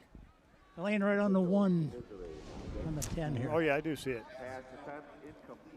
The man in motion is just going to come down and run the wheel route, and the linebacker comes in flat for Franklin, and now has to turn and try to catch up to him. It's going to be against Lakeview. Really? Yeah. Oh, well, I don't know. That's either a no call or. Really?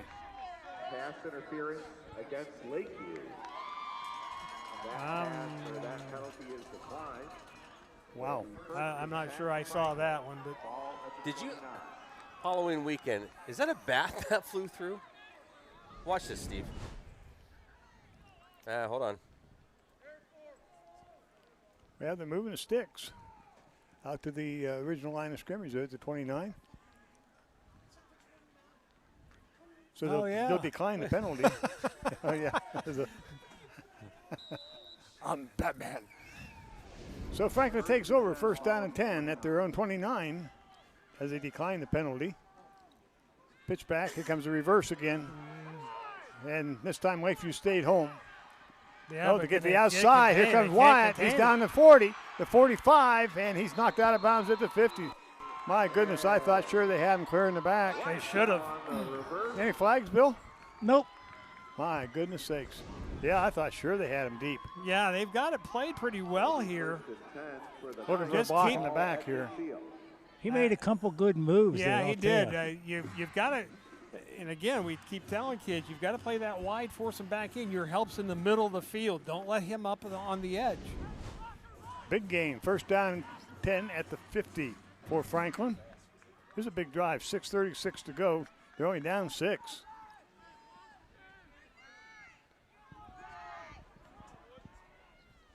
Coach calls Marsteller over to talk with him. Sends him back in. Plenty of time on the play clock. Marsteller rolls to his left. He got a seal across the 45 and out of bounds at the 43-yard line. Again, now Franklin Little showing energy. that they can seal this outside. Watch the hook block right here. 28 does a nice job. And that's the outside linebacker. He's got to contain that, and he's just getting hooked. And we've seen this before. I'm not sure why or what how many times that happens to you as contain breaks down and they go in wide. Second down and 3 with 6:31 to go. Franklin on the move. Doubles to the left. Now the backs are going to be split. We go out of shotgun. We're going to throw. Throw to the outside. Passes caught. That's a nice catch. Nice catch. By Cole. This kid shows me some good hands tonight, Steve. Yeah, and he's looks like he's a pretty big target. 6-footer plus. But he gets off his feet here and now watches that ball into his hands. So that's a nice catch for him. Okay, 6'1". First down at the 38 now of Lakeview. I'd like to see him stay inbounds a couple of these plays here and keep the clock running. You don't want to give the Lakeview the ball back with too much time on it. Doubles to the right side now for the Knights. I formation. Whistle and a flag on this side, offside. Yeah, I think the corner on this side, the near side, I think was offside. It's the second time tonight that he's been called for that. Yeah, I think it's near side corner. Lining up. He's lining up out there, but he's also asking the referee if he's okay. He's talking. I think that's who the referee's talking to. Maybe it's somebody in the interior, but I don't see that. First down and 5 for Franklin. Now the ball at the 33 of the Sailors. Out of shotgun. There's the wide pitch. And out to about the 30. I was afraid that scared me when I saw them line up. I thought, there's going to be a pitch play in this kind of weather. Well, this is well done, though, by the quarterback. These option plays, read options, are not easy to do. He does a nice job. Nice pitch. But what he does when he turns that corner, he attacks the defense. And that's what you've got to do in that option is make him make a decision. Am I going to take the quarterback or am I going to jump out on the pitch man? Cole goes wide to the right for Franklin. Now they put a man in the slot right.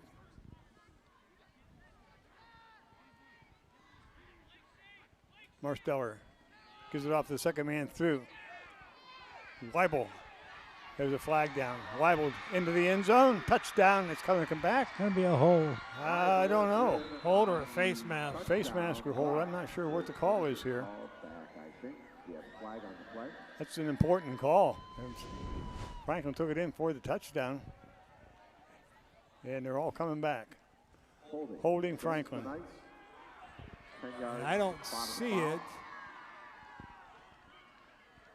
I still don't see it.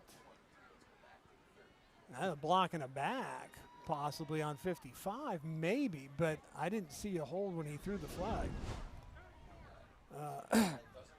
But again, that's big play. A big play for Franklin. Now, you've got the mistake. But now it brings it back 10.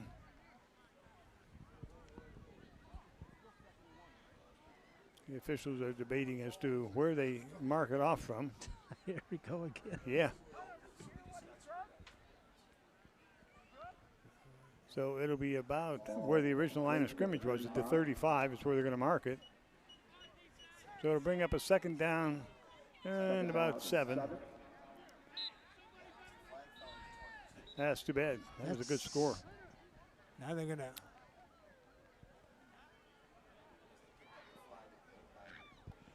And still discussing whether or not the ball's at the right spot. Going to move it to the other hash. Yeah, they move to the other side of the field. Probably because that's where the flag was.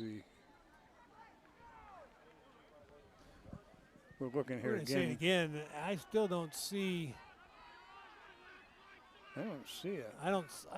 I really didn't see one, to be honest with you. Weibel now gets the pitch, gets to the outside, and he cuts upfield and gets knocked out of bounds at about the 32. It was a slow developing play, but they got there. Took a long time to develop. Picked up a bunch of yards on that. I didn't think he's getting hardly anything out of that. And he'll end up with a third down and about 4.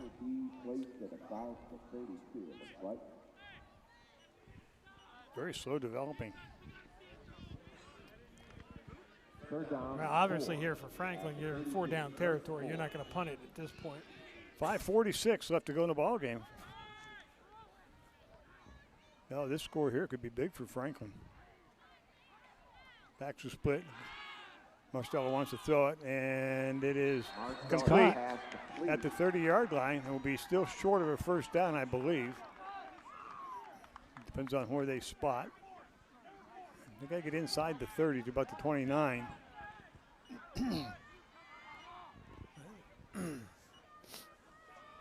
Brings up about a 4th and 1. Yeah, about a 4th and about 4th and 1. At the 29-yard line, where it'll be 4th down and 1. Big play here. If I'm not mistaken, this possession started with about 6 minutes and 40 seconds on the clock. Well, that's what I thought too. Going to call a timeout here. Yeah, I didn't mark down the time of this possession, but it's what we talked about here just briefly. You want to stay in bounds for a couple of these plays, or, they've been going out of bounds on every play. Out of bounds on every play, and they're not, long plays other than the touchdown that got called back. Well, what do you do now? You got a 4th down and 1, and this may be your last chance. Especially if Lakeview is to get a good drive going, burn some time. Straight up the middle, off tackle. I hope they don't try something wide. Watch me run wide for a TD. Well, they're talking pretty good for number 43 right here. That's what I would be looking for, a quarterback sneak straight ahead. But if I'm going to go wide, I'm going to number 13. I'm getting him involved somehow. He showed good speed. By far the best speed on the field. Yeah. Trouble is that he's coming from the wide side to the short side. Right. He needs a little bit more room to get outside. Yeah. Well, they're going to go I formation. They're going to put Marsteller under center. 4th down and 1, big play. And it's going to be the quarterback. He got it. No, he didn't. He fumbled it right off the bat. And Lakeview's got the ball. Lakeviews got the ball. Oh, no. It didn't even I don't think it came up quite right. I don't know whether Marsteller gets it in his hands or not, but he lost it right off the bat. It's okay. You got we time. go backwards? You got time. Yeah, it just never came up. Now it's there. It just goes through his hands. He just never got it from the center. Franklin now has to make stops. Yeah, clock's against him now. 5:36 to go. Lakeview takes over on the turnover.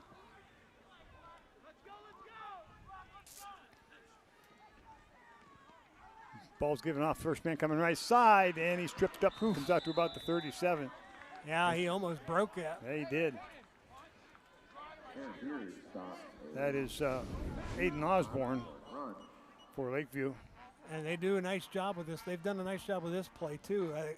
Darius Graham, I think it is, from Franklin, gets just enough of them to trip them up. But if not, they're going to put 6 more on the board. Yeah, Osborne's had a good ball game this evening for Lakeview also. First down and 10. Ball's out at the 36. 5:17 left in the ball game. Single to the right for Lakeview, but they're just going to grind this out. There it is again. First man out to the outside. He's at the 50, driving down inside the 50. Now he goes out of bounds at about the 47 of Franklin. Same play. Yeah, everything's going to Lakeview's right side right now. They've found something that seems to be working against the Franklin defense. Well, they're quick. Now these plays are basically straight ahead plays. They're not stringing it to the outside. They're basically north-south plays. Yeah, just coming off the right side, right off the tackle.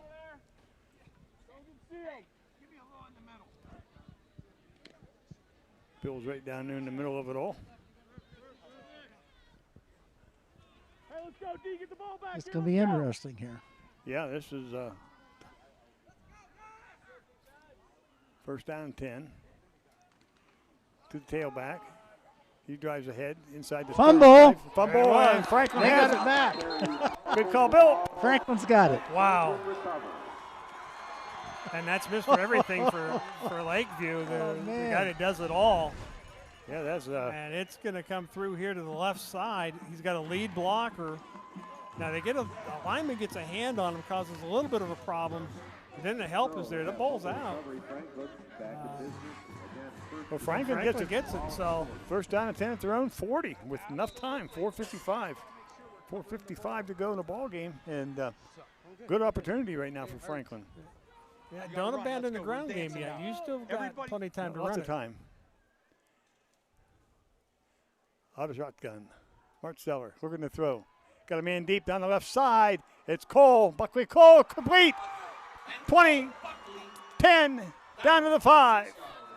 Excellent throw, and that's Buckley Cole. That's twice they've beat Lakeview's safety corner. Now they've matched him up twice now, man to man. Murdoch, yeah. Murdoch is matched up man to man.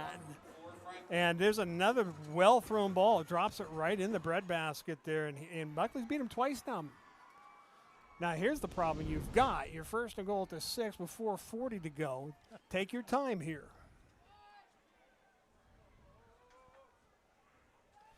But get it in. But get it in for the touchdown. Ball's at the 6. Out of shotgun once again. Marsteller rolling to his right. We've got a lot of men after him. Cuts up field, and he's down to the goal line. Are they going to call it? I thought he put that ball over. Well, and here's the thing there, too. Reaching that it's ball. First down, and you're getting to the goal line. Don't reach that out. We'll take second and goal from inside the 1 instead of reaching that out and possibly having somebody knock it out of your hands. Yeah, you got a good block there by Weibel. And he really just all he did was stop, let the defender run into him. So a good.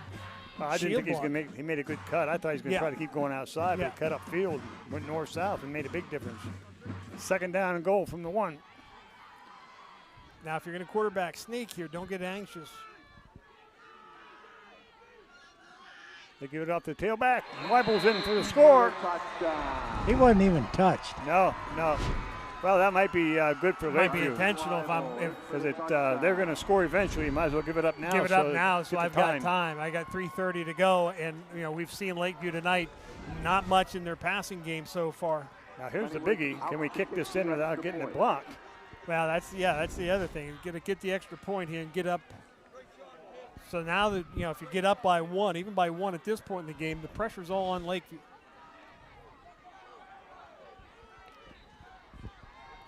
All set for the extra point, the big point here. Snap, placement, kick is going to be blocked. Boy, I don't know how they get through this so quickly. I'm not too sure either. I mean, point is no good, so we're tied at 26 with 3:30 to go. My gosh. He just comes right, that's twice now that they've come right through. They come right through the center guard gap. My goodness. Coach is really having a conversation with the official here from Franklin. You have to wonder, you really have to wonder what's happening. We can't see it with the angle of our camera right now, Bill, as to whether or not they're jumping the gun there, but my gosh, they're getting in there quick. It sure does look like it. It did to me.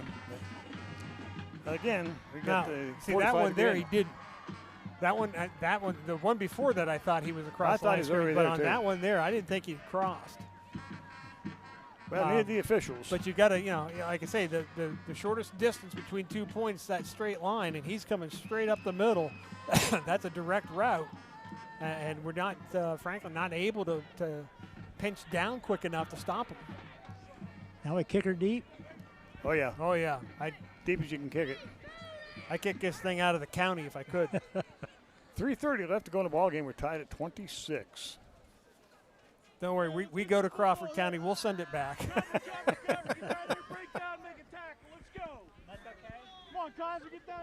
Well, quite a way to end the season. We got a 26-26 ball game with 3:30 to go.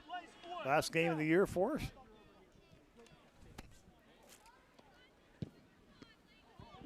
Quick kick, and it's loose, and I think he just miskicked that. I don't know. He miskicked it or not. I don't know. Or did he try to? I don't know. They'd want to give him a short field. He didn't. He came across the top of it. I think maybe they were hoping maybe it would hit a lineman up front for Lakeview and come bouncing right back. But well, Lakeview will have it first down and 10, and they'll have it at their own 38-yard line. Come on, D! So we got to see if we can get it back. Maybe we can get another fumble. Yeah, anything's possible. Maybe a little pick six if they get a little greedy with the pass play. You'll see a lot of Murdoch, I think. First man through once again off the left side, and he's knocked down over about the 45-yard line. Pick up about 4 or 5 on the play. Osborne once again on the carry, I believe. Jackson Ewing, if I've got the right roster there, number 28 for Franklin, a junior, comes up and makes a stop. We've seen him come up quite a bit, make a few plays for the Franklin defense. Gave him 6 on the play, second down and 4. I don't know whether what kind of a kicker. I don't remember what kind of a kicker Lakeview has as far as field goal is concerned. Pitch back. No, giving off on a counter. Murdoch's out the outside. He's at the 40 and brought down at the 35. A little bit of a counter, I believe. And on the run there was Sean Cole. It'll be first down at the Franklin 36. Yeah, and that's a fake pitch to the tailback. And it is number 15, Sean Cole. Cole, yeah. Carrying the ball on that counter. And that was pretty well executed. They're not necessarily a counter-type offense, but that one there they ran pretty well. First down and 10 at the Franklin 36. Sailors with the ball tied at 26. Giving off the first man once again to the left side. I believe that's Osborne. Pick up about 3 or 4 in the play. And again, Ewing making the stop here, doing a nice job of reading these plays now and coming up and making tackles for the Knight defense. 2-minute warning coming up. It doesn't exist, but we'll pretend it does. I'm surprised a little bit that Lakeview hasn't used their timeouts a little bit yet.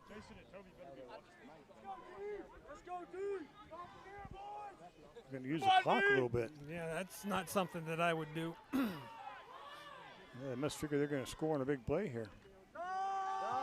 Get off the first man through. He gets nothing, maybe 1 out to the 36. Took it to 31, Now they're excuse gonna me. use it. Now they do take a timeout. 1:32 to go in the game. 3rd down and 7.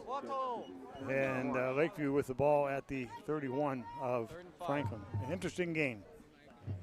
Yeah, I'm a little surprised there. Like I said, that Lakeview is standing there just kind of watching the clock run. I'm not too sure, but what I wouldn't be going maybe a little bit quicker to try to get this into the end zone. We have not seen what I would call a good leg on Lakeview's side, so I don't know that a field goal is much of an option for them. I think they got to get it into the end zone. But again, here, missed extra points, blocked extra points. Lakeview's done it twice. Franklin's done it once. Leaving this game at a 26-26 tie. If I were Lakeview, I'd be going at a little bit quicker pace, I think, than what I'm seeing out of them. Well, you wonder. I was just trying to remember if I could see the name of their kicker. If we remember him from the first game of the year. But we always watch him warming up. They're going to go doubles both ways right now. 3rd down and 5 for Lakeview. On the snap. Pulls it down. He wants to come to the outside. Murdoch out across the 30, the 25, to the 20, to the 19, down about the 18. Get enough for the 1st down. I would be, unless somebody breaks wide open, Lakeview's not going to throw the ball. This is not even a pass play. He's not even looking. Running the whole way. Yeah, he's running this the whole way. And again, just vacated areas that he picks up and does a nice job with finding them and making good runs. Ball is down to the 18 of Franklin. They'll go doubles both sides once again. Direct stop, snap to Gavin Murdoch. He goes to the left side this time. Goes to the outside, cuts up field, 15, and he's met there and dropped at about the 14. Bring up 2nd down. With 54 seconds left to go in the ball game. Going to be interesting here. You've got one. They got one timeout left. 2nd and 6. Of course, now granted, throughout most of the game, they've not had too many issues as far as getting to the outside, so they can always get outside, out of bounds to stop the clock. But they're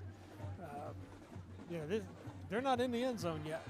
Well, we talked about the importance of winning, etc., but there's a lot of good things happening for both of these ball clubs, but for Franklin specifically. You go in the film room tomorrow, you can sit down and say, boys, here's where we were 10 weeks ago. Right. Here's where we are now. So you can build off this regardless of win or lose. Now, you want to win. Yeah. No question. But there's a big building block right here for these young boys. Yeah, there's a lot of good things, like we said earlier, that we've seen where just people are in position, just not physically able to make that play yet, but that'll come. Yeah. Just 1 or 2 fumbles there, you know what I mean? Yeah, it's just a couple of plays, but just very good teaching video. Good game to use either way. Yeah, it's a good game to learn from. Under center. Ball's given off to the first man. Tries to cut back to the right side up the middle, and he's going to get stopped inside the 10 at about the 9. Quickly. No 1st down. Lakeview back up the line very quickly. They called 2 in the timeout. Murdoch now under center. Spikes the ball. Like he was a little upset with that football. So it'll bring 35 seconds left. 4th down and 1. Why did they hurry up like that and spike the ball? I don't know. That gives you a 4th down. I might have burned my last one or run the play. Run the play. Just not sure about that, but I don't think the coaches next to us were happy either. Is that what they're doing, a pounding? Yeah. They weren't happy, apparently. A little upset. So it's a 4th down and 1. Yeah, that's spiking that, you lose the down, and I realize you might lose the last time out, but if you don't get a yard here, you lose the ball. Straight ahead, Murdoch. And I don't know, Bill? Yeah. The scrum got him. Yeah, the additional push of the scrum. Down to the 5, 1st down and goal, but the clock will start as soon as it's spotted. Now, they made this mistake in the first half. They're ready to go. Lakeview over the ball, and Blow the whistle. Yeah, you can't. They snapped it before the ball. Before it was signaled for play. Yeah. Yeah, somebody said no, and now they got to reset the clock to 30. Now they go back to 30 seconds.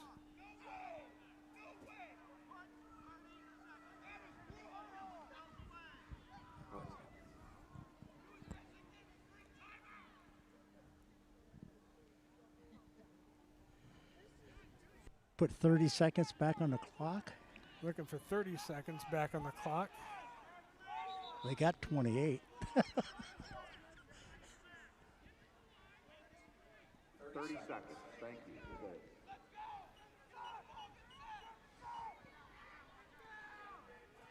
Franklin's coach not happy because of this delay. It's just basically a free timeout for Lakeview, and he's right. Yes, absolutely.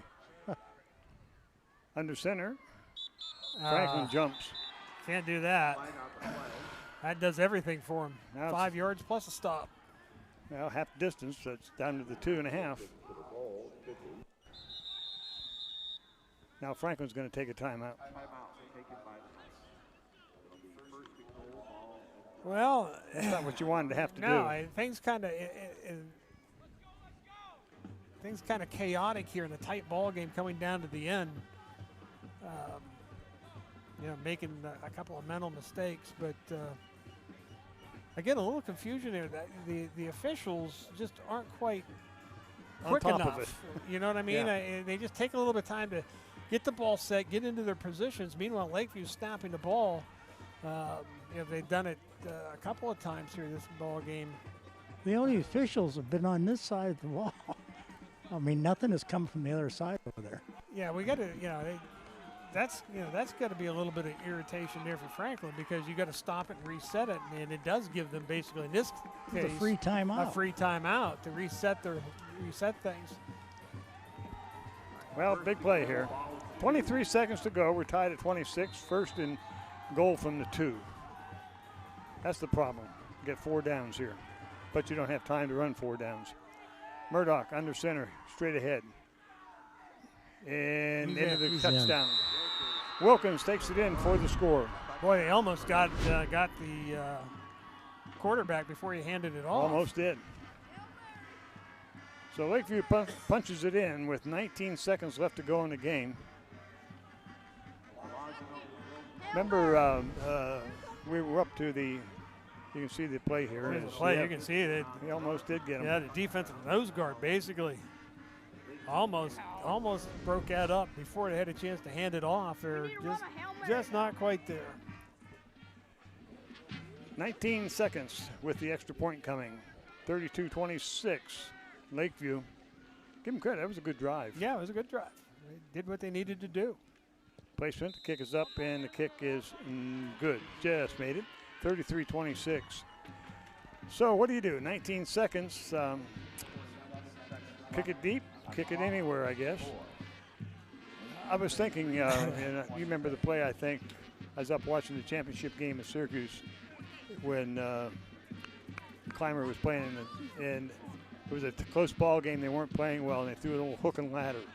Oh, yeah. What if you have something in your arsenal? Because it just caught this other team off guard big time. And so what do you have in your arsenal right now for 19 seconds on a kickoff? Do you have a hook and ladder type of play? Yeah, can you run a reverse? Or the other thing is, do you want to do that here, or just do put you it just down fall down on the ball? If it's kicked low, if they kick it high in the air, fair catch it. Remember, you can fair catch a kickoff. Yeah. And not take any time off the clock. I'd like to see us get the ball first and down and try that reverse once again with 13. Yeah. He's your speedster. Right. I don't know that Lakeview, Bella, that's him in the over there in the hash by the 30-yard line. Yeah, that's on him. the far side, 13. I'd be surprised if they kick it to him. Yeah, I wouldn't kick it in the air at all. And they do. They kick it to him. Right to him. They're asking for trouble. Get a block. Get a block. He makes this guy miss.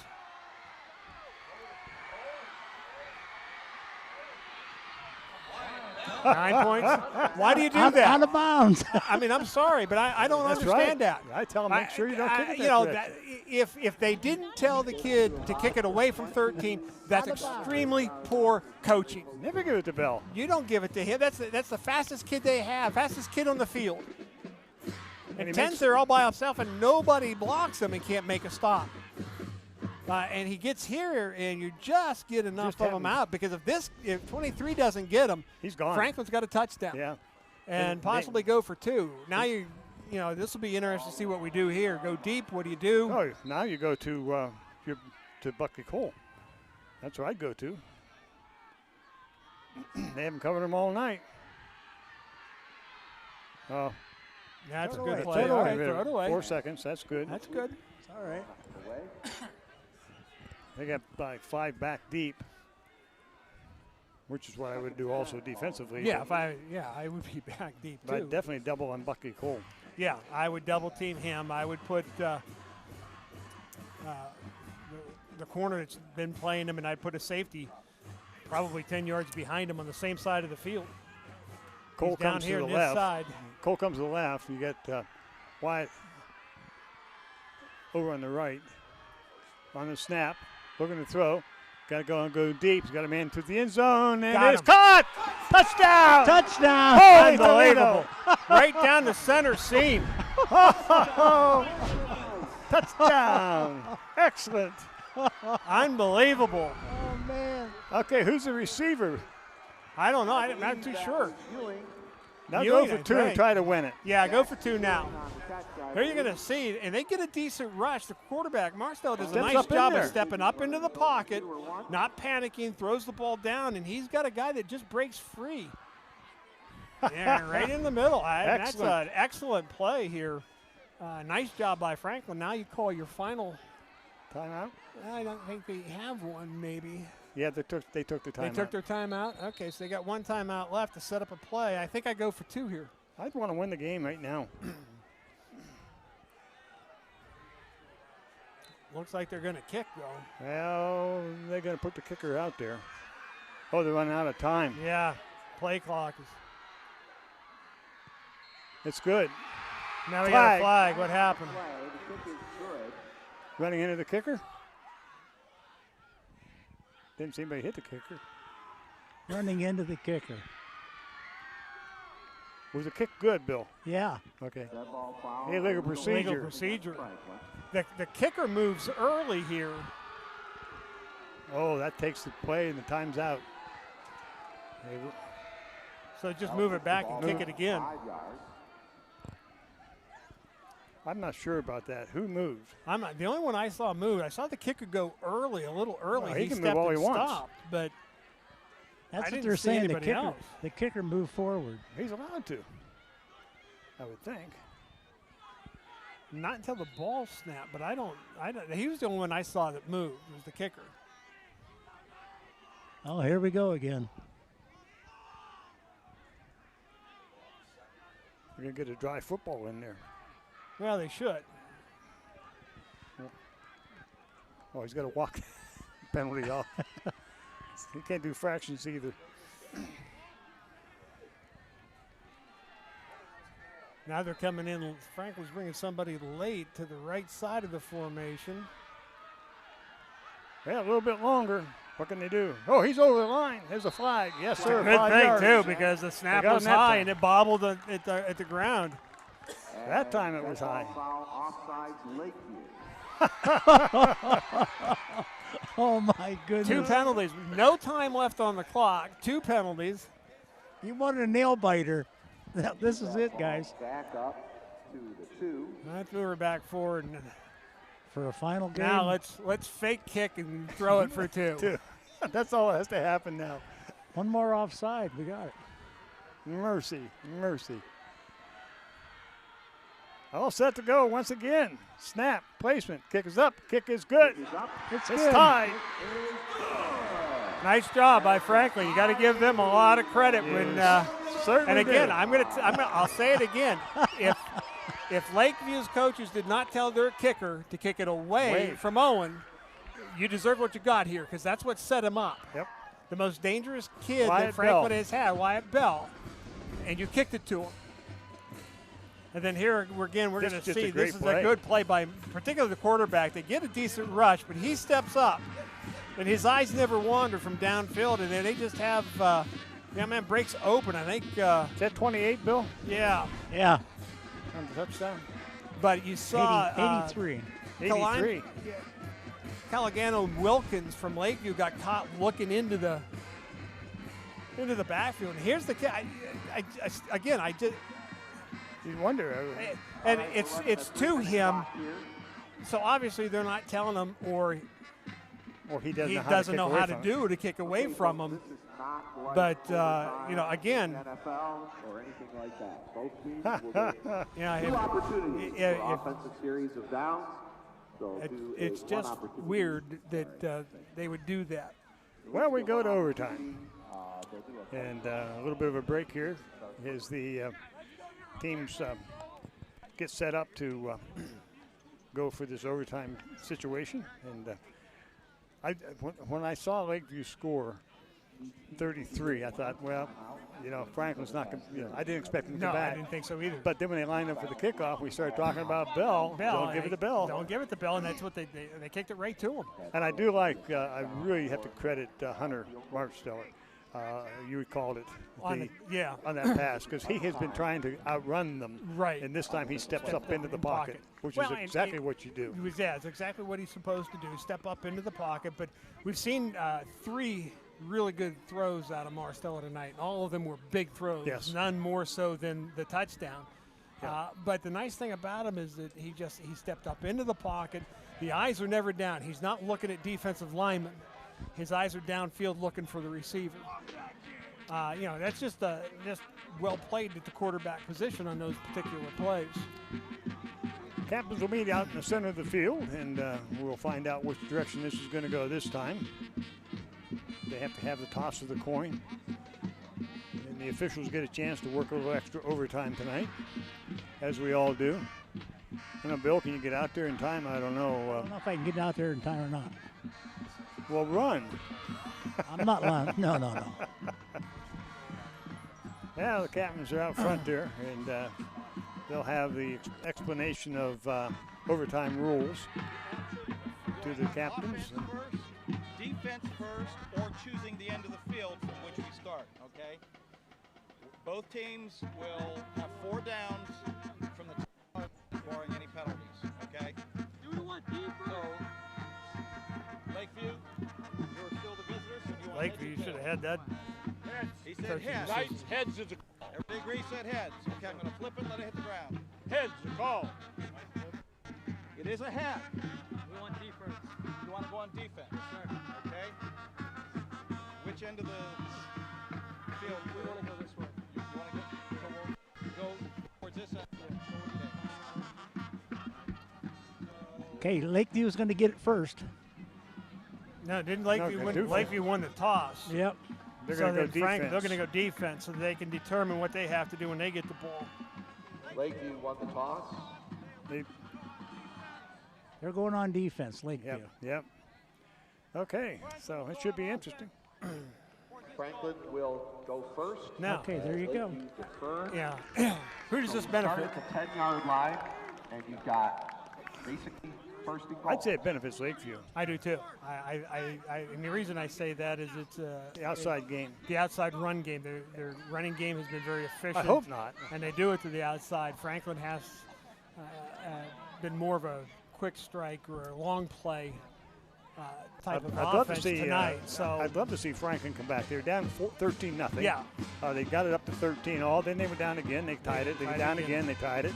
Now they went with no time on the clock. They tied it again. And so they tied it again. You'd love to see that momentum carrying on. And that's this is going to be the other advantage, though. To be honest with you, the other advantage in this is the kicking game. Yeah. A field goal can win this. Franklin has the kicker. And Franklin has the kicking advantage. He could do what we've seen. So they start at the 10 in high school ball. First down and goal from the 10. You get 4 plays here to decide what you're going to do. Going to run an option. Pitches out to Weibel kicks off the field. 5. Knocked out of bounds about the 2. I thought they had it back at the 10. That play really should have been a loss of 3 or 4 yards. Oh, nice play by Weibel. Very nice run. We got 3 players hurting with cramps right now for Lakeview.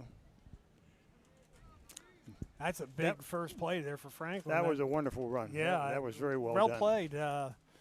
Again, the quarterback makes a very nice pitch on this night. It doesn't sound like much because it's only going 3 or 4 yards, but is that Osborne it's tough down to do with cramps?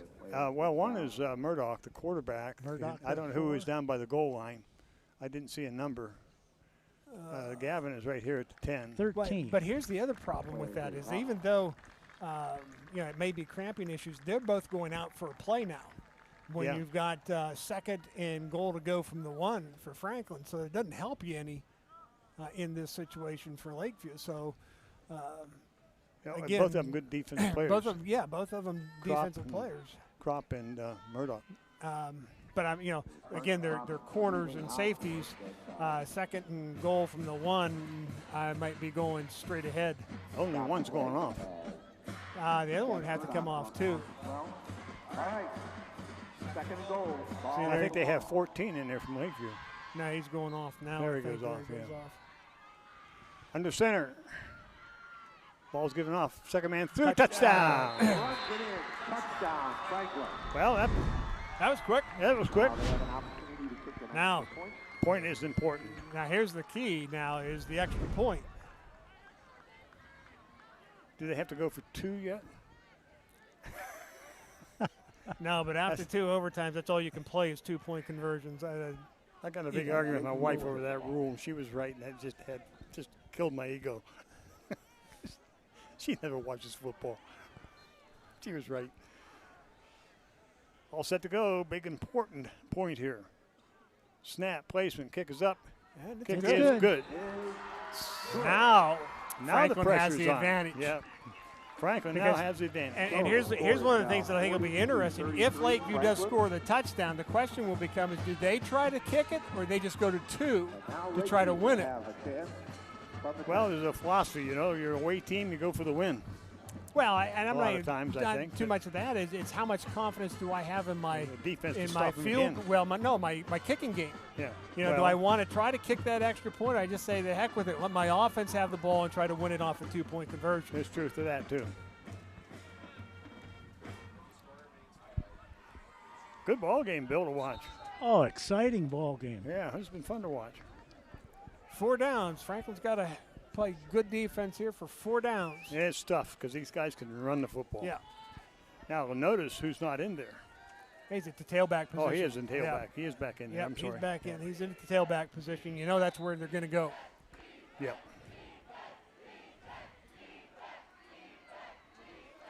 And it goes. Pitch back to Murdoch coming to the outside. Flag down. That's going to hurt you. It's going to bring it back 10. Yeah, that's going to really hurt you.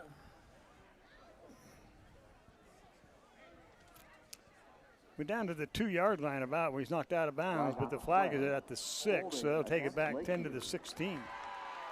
That's a mistake you can't afford to make here. That's the one thing we didn't talk about, and that's a killer. Because that just changes the complexion of the whole. Murdoch's limping. We're not too sure. He's got muscle cramps. Yeah, he caught the corner, grabbing the wide out, grabbing the corner. So ball comes out to the. When they mark it off, should be right around the 16. 16. Ball about the 16-yard line. And it'll be first and goal from the 16. First overtime. Franklin on top for the first time this evening. Under center. Ball's given off the tailback, off the right side. Gets to the outside. He's going to get to the end zone. Touchdown. Wilkins gets in with the score for Lakeview. Wow. And that was Lakeview. Number 2. It's Wilkins. Wilkins.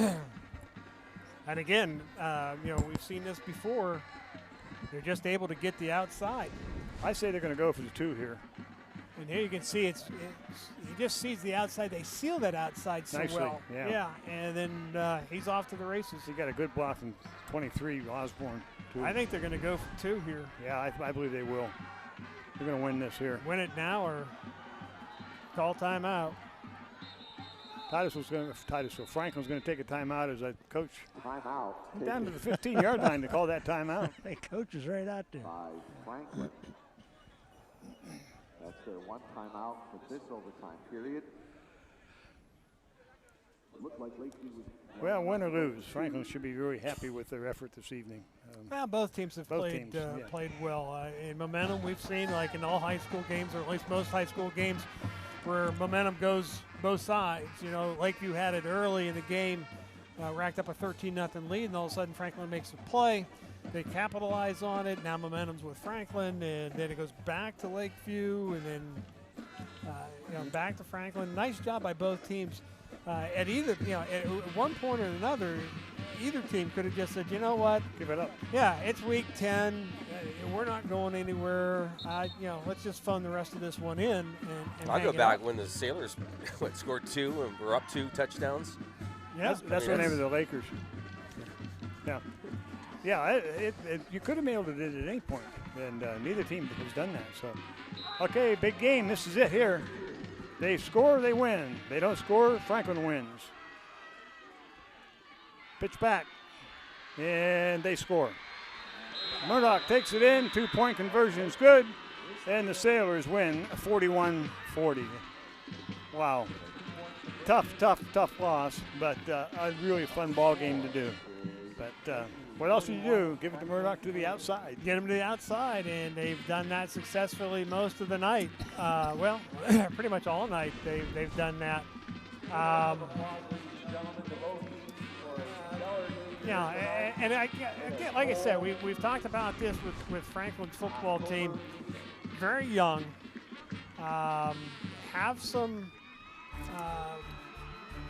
things to work on, but you can see what's happening here. It's just going to take them. They just got to grow and mature a little bit yet.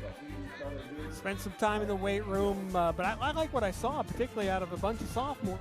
Yeah, they played well, and they got a good future, and I'm sure Coach will be thrilled when he sees these in terms of their effort this evening. So 41-40, final score here, and we'll be back with a wrap-up right after this.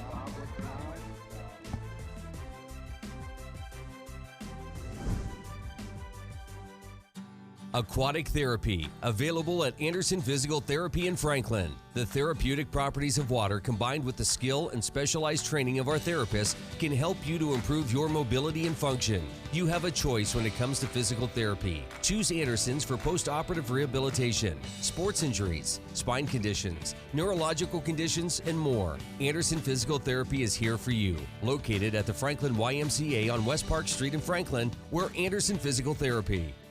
Whether you're looking to buy or sell a house, land, farm, or commercial property in and around Titusville, Franklin, Oil City, and surrounding areas, you've come to the right place. ShagoRealEstate.com. 25 plus years of real estate sales meets state-of-the-art technology. We use 3D imaging to produce 3D virtual tours used on social media and MLS virtual tour links. And we're also a U-Haul neighborhood dealer.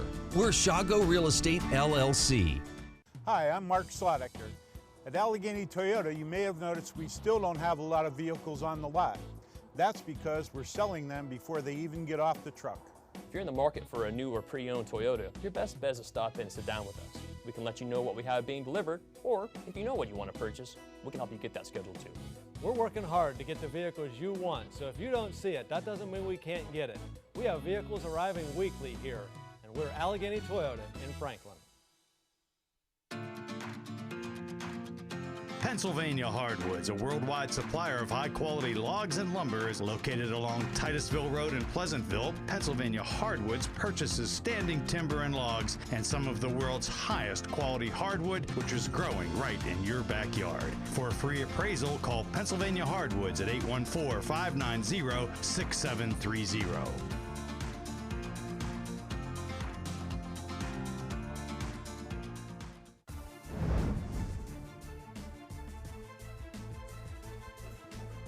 And welcome back to Franklin High School. The final here, the Sailors over the Knights, 41-40.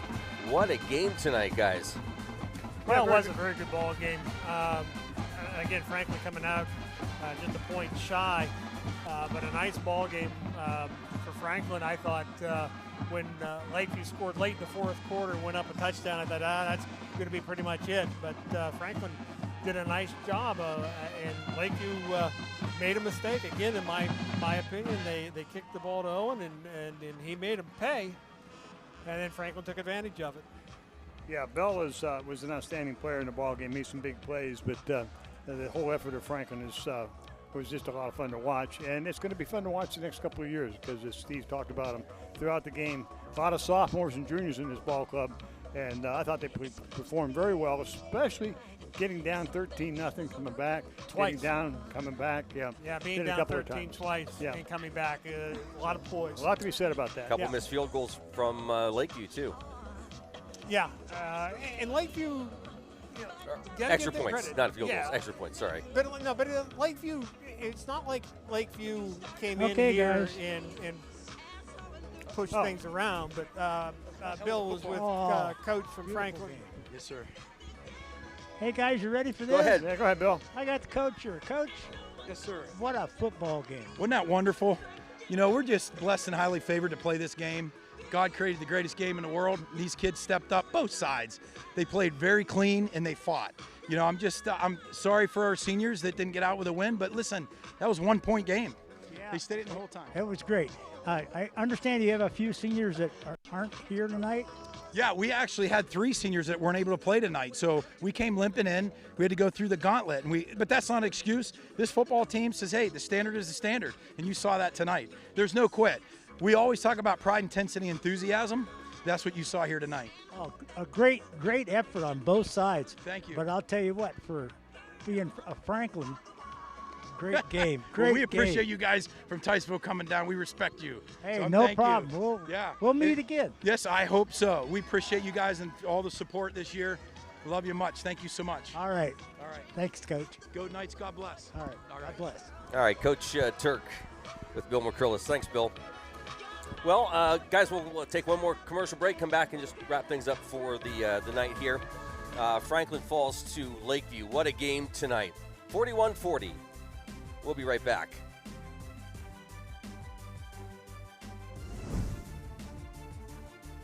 For over 50 years, our agencies have been a part of your community, helping hundreds of your neighbors find the insurance coverage that's right for them. We use a personalized approach to help you understand insurance, know if your current policy is right, and if not, easily switch to coverage that is customized for your life and budget. We offer auto, home, life, business, commercial, RVs, motorcycles, and more. We even offer insurance for your pets through Nationwide. You deserve insurance coverage that meets your needs now and in the future. Visit us online or give us a call at 814-677-4084.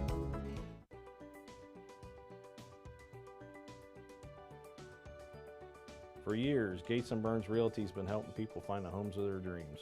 Whether you are buying, selling, or renting a home, it's never been easier with our experienced staff. Stop by our offices in Oil City, Franklin, or Clarion. Visit us online at gatesandburnsrealestate.com. Let us show you the way home. Gates & Burns Realty, serving the oil region since 1889. Griffin Phyllis Ford in Seneca offers great customer service along with a legendary lineup of Ford vehicles like the F-150, the Escape, the Explorer, and now the Bronco. The Ford brand is defined by a stellar safety record, long-lasting dependability, and unmatched quality. Looking for used? We have those too. Visit our website to see our complete lineup at griffinphyllisford.com or stop in and test drive a Ford today at Griffin Phyllis Ford in Seneca. At French Creek, American Made is at the core of our growth and success in manufacturing top-quality fall arrest and rescue systems. Today, even though French Creek has transitioned into a much larger headquarters, the design, testing, and manufacturing operations proudly remain right here in Franklin. Our American Made jobs support our local community and small businesses that are part of where our workers live every day. This high bar for quality standards is the same bar and quality we expect out of our Franklin Knights. Good luck this season, Franklin, and go Knights! From French Creek Fall Safety. And welcome back to Franklin High School. The final here, 41-40, Sailors over the Knights. What a great game tonight. You know what? I think the weather added to the excitement. Okay. I don't know. Bill, would you agree with that, Bill? I'm not too sure Bill's going to say yes, but I believe so. Well, we had fog, we had rain, we had a bat. We had rain. That's right. That was a good ball game. What a way to end the season in broadcasting. We had an opportunity to watch a couple of teams that were very equal in talent and so on. Young, Franklin team that's very young. Going to be fun to watch the next couple of years as these kids grow. The thing I really liked about Franklin tonight is down 2 scores twice. And as you said, they could have chucked it in at any time, could have called it in and said, okay, I've had enough, I'm going home. But they didn't do that. Had a great opportunity to win the ball game. Just didn't make that last play. All credit to Lakeview. Yeah, to Gavin Murdoch. But I'll get it out here in a minute. Yeah, I know. But nonetheless, a good ball game, fun to do. Yeah, it was. It was an exciting ball game again. Franklin's got, I think, a lot of good football ahead of them. I really like, like I say, their kids are in position to make plays. They're just physically not quite able to make them yet. That'll come. All right, for Jim Bodemer, Steve Bodemer, Bill McCrillis, Adam Bodemer, our camera operator, I'm Luke Rio. Thanks so much for joining us for Franklin Night Football. We want to take this opportunity to thank all our Franklin sponsors. Thank you so much for being with us all season, and we look forward to being back next year. 41-40, the final here from Franklin. Our coverage of Franklin Night Football this season made possible by these great sponsors. By French Creek Fall Safety. By Griffin Phyllis Ford. By Gates & Burns Realty. By Venago Foot and Ankle. By TGIF Solutions. By Anderson Physical Therapy. By Pennsylvania Hardwoods. By Shago Real Estate. And by Allegheny Toyota. Enjoy the rest of your weekend. Thanks for joining us for Franklin Night Football.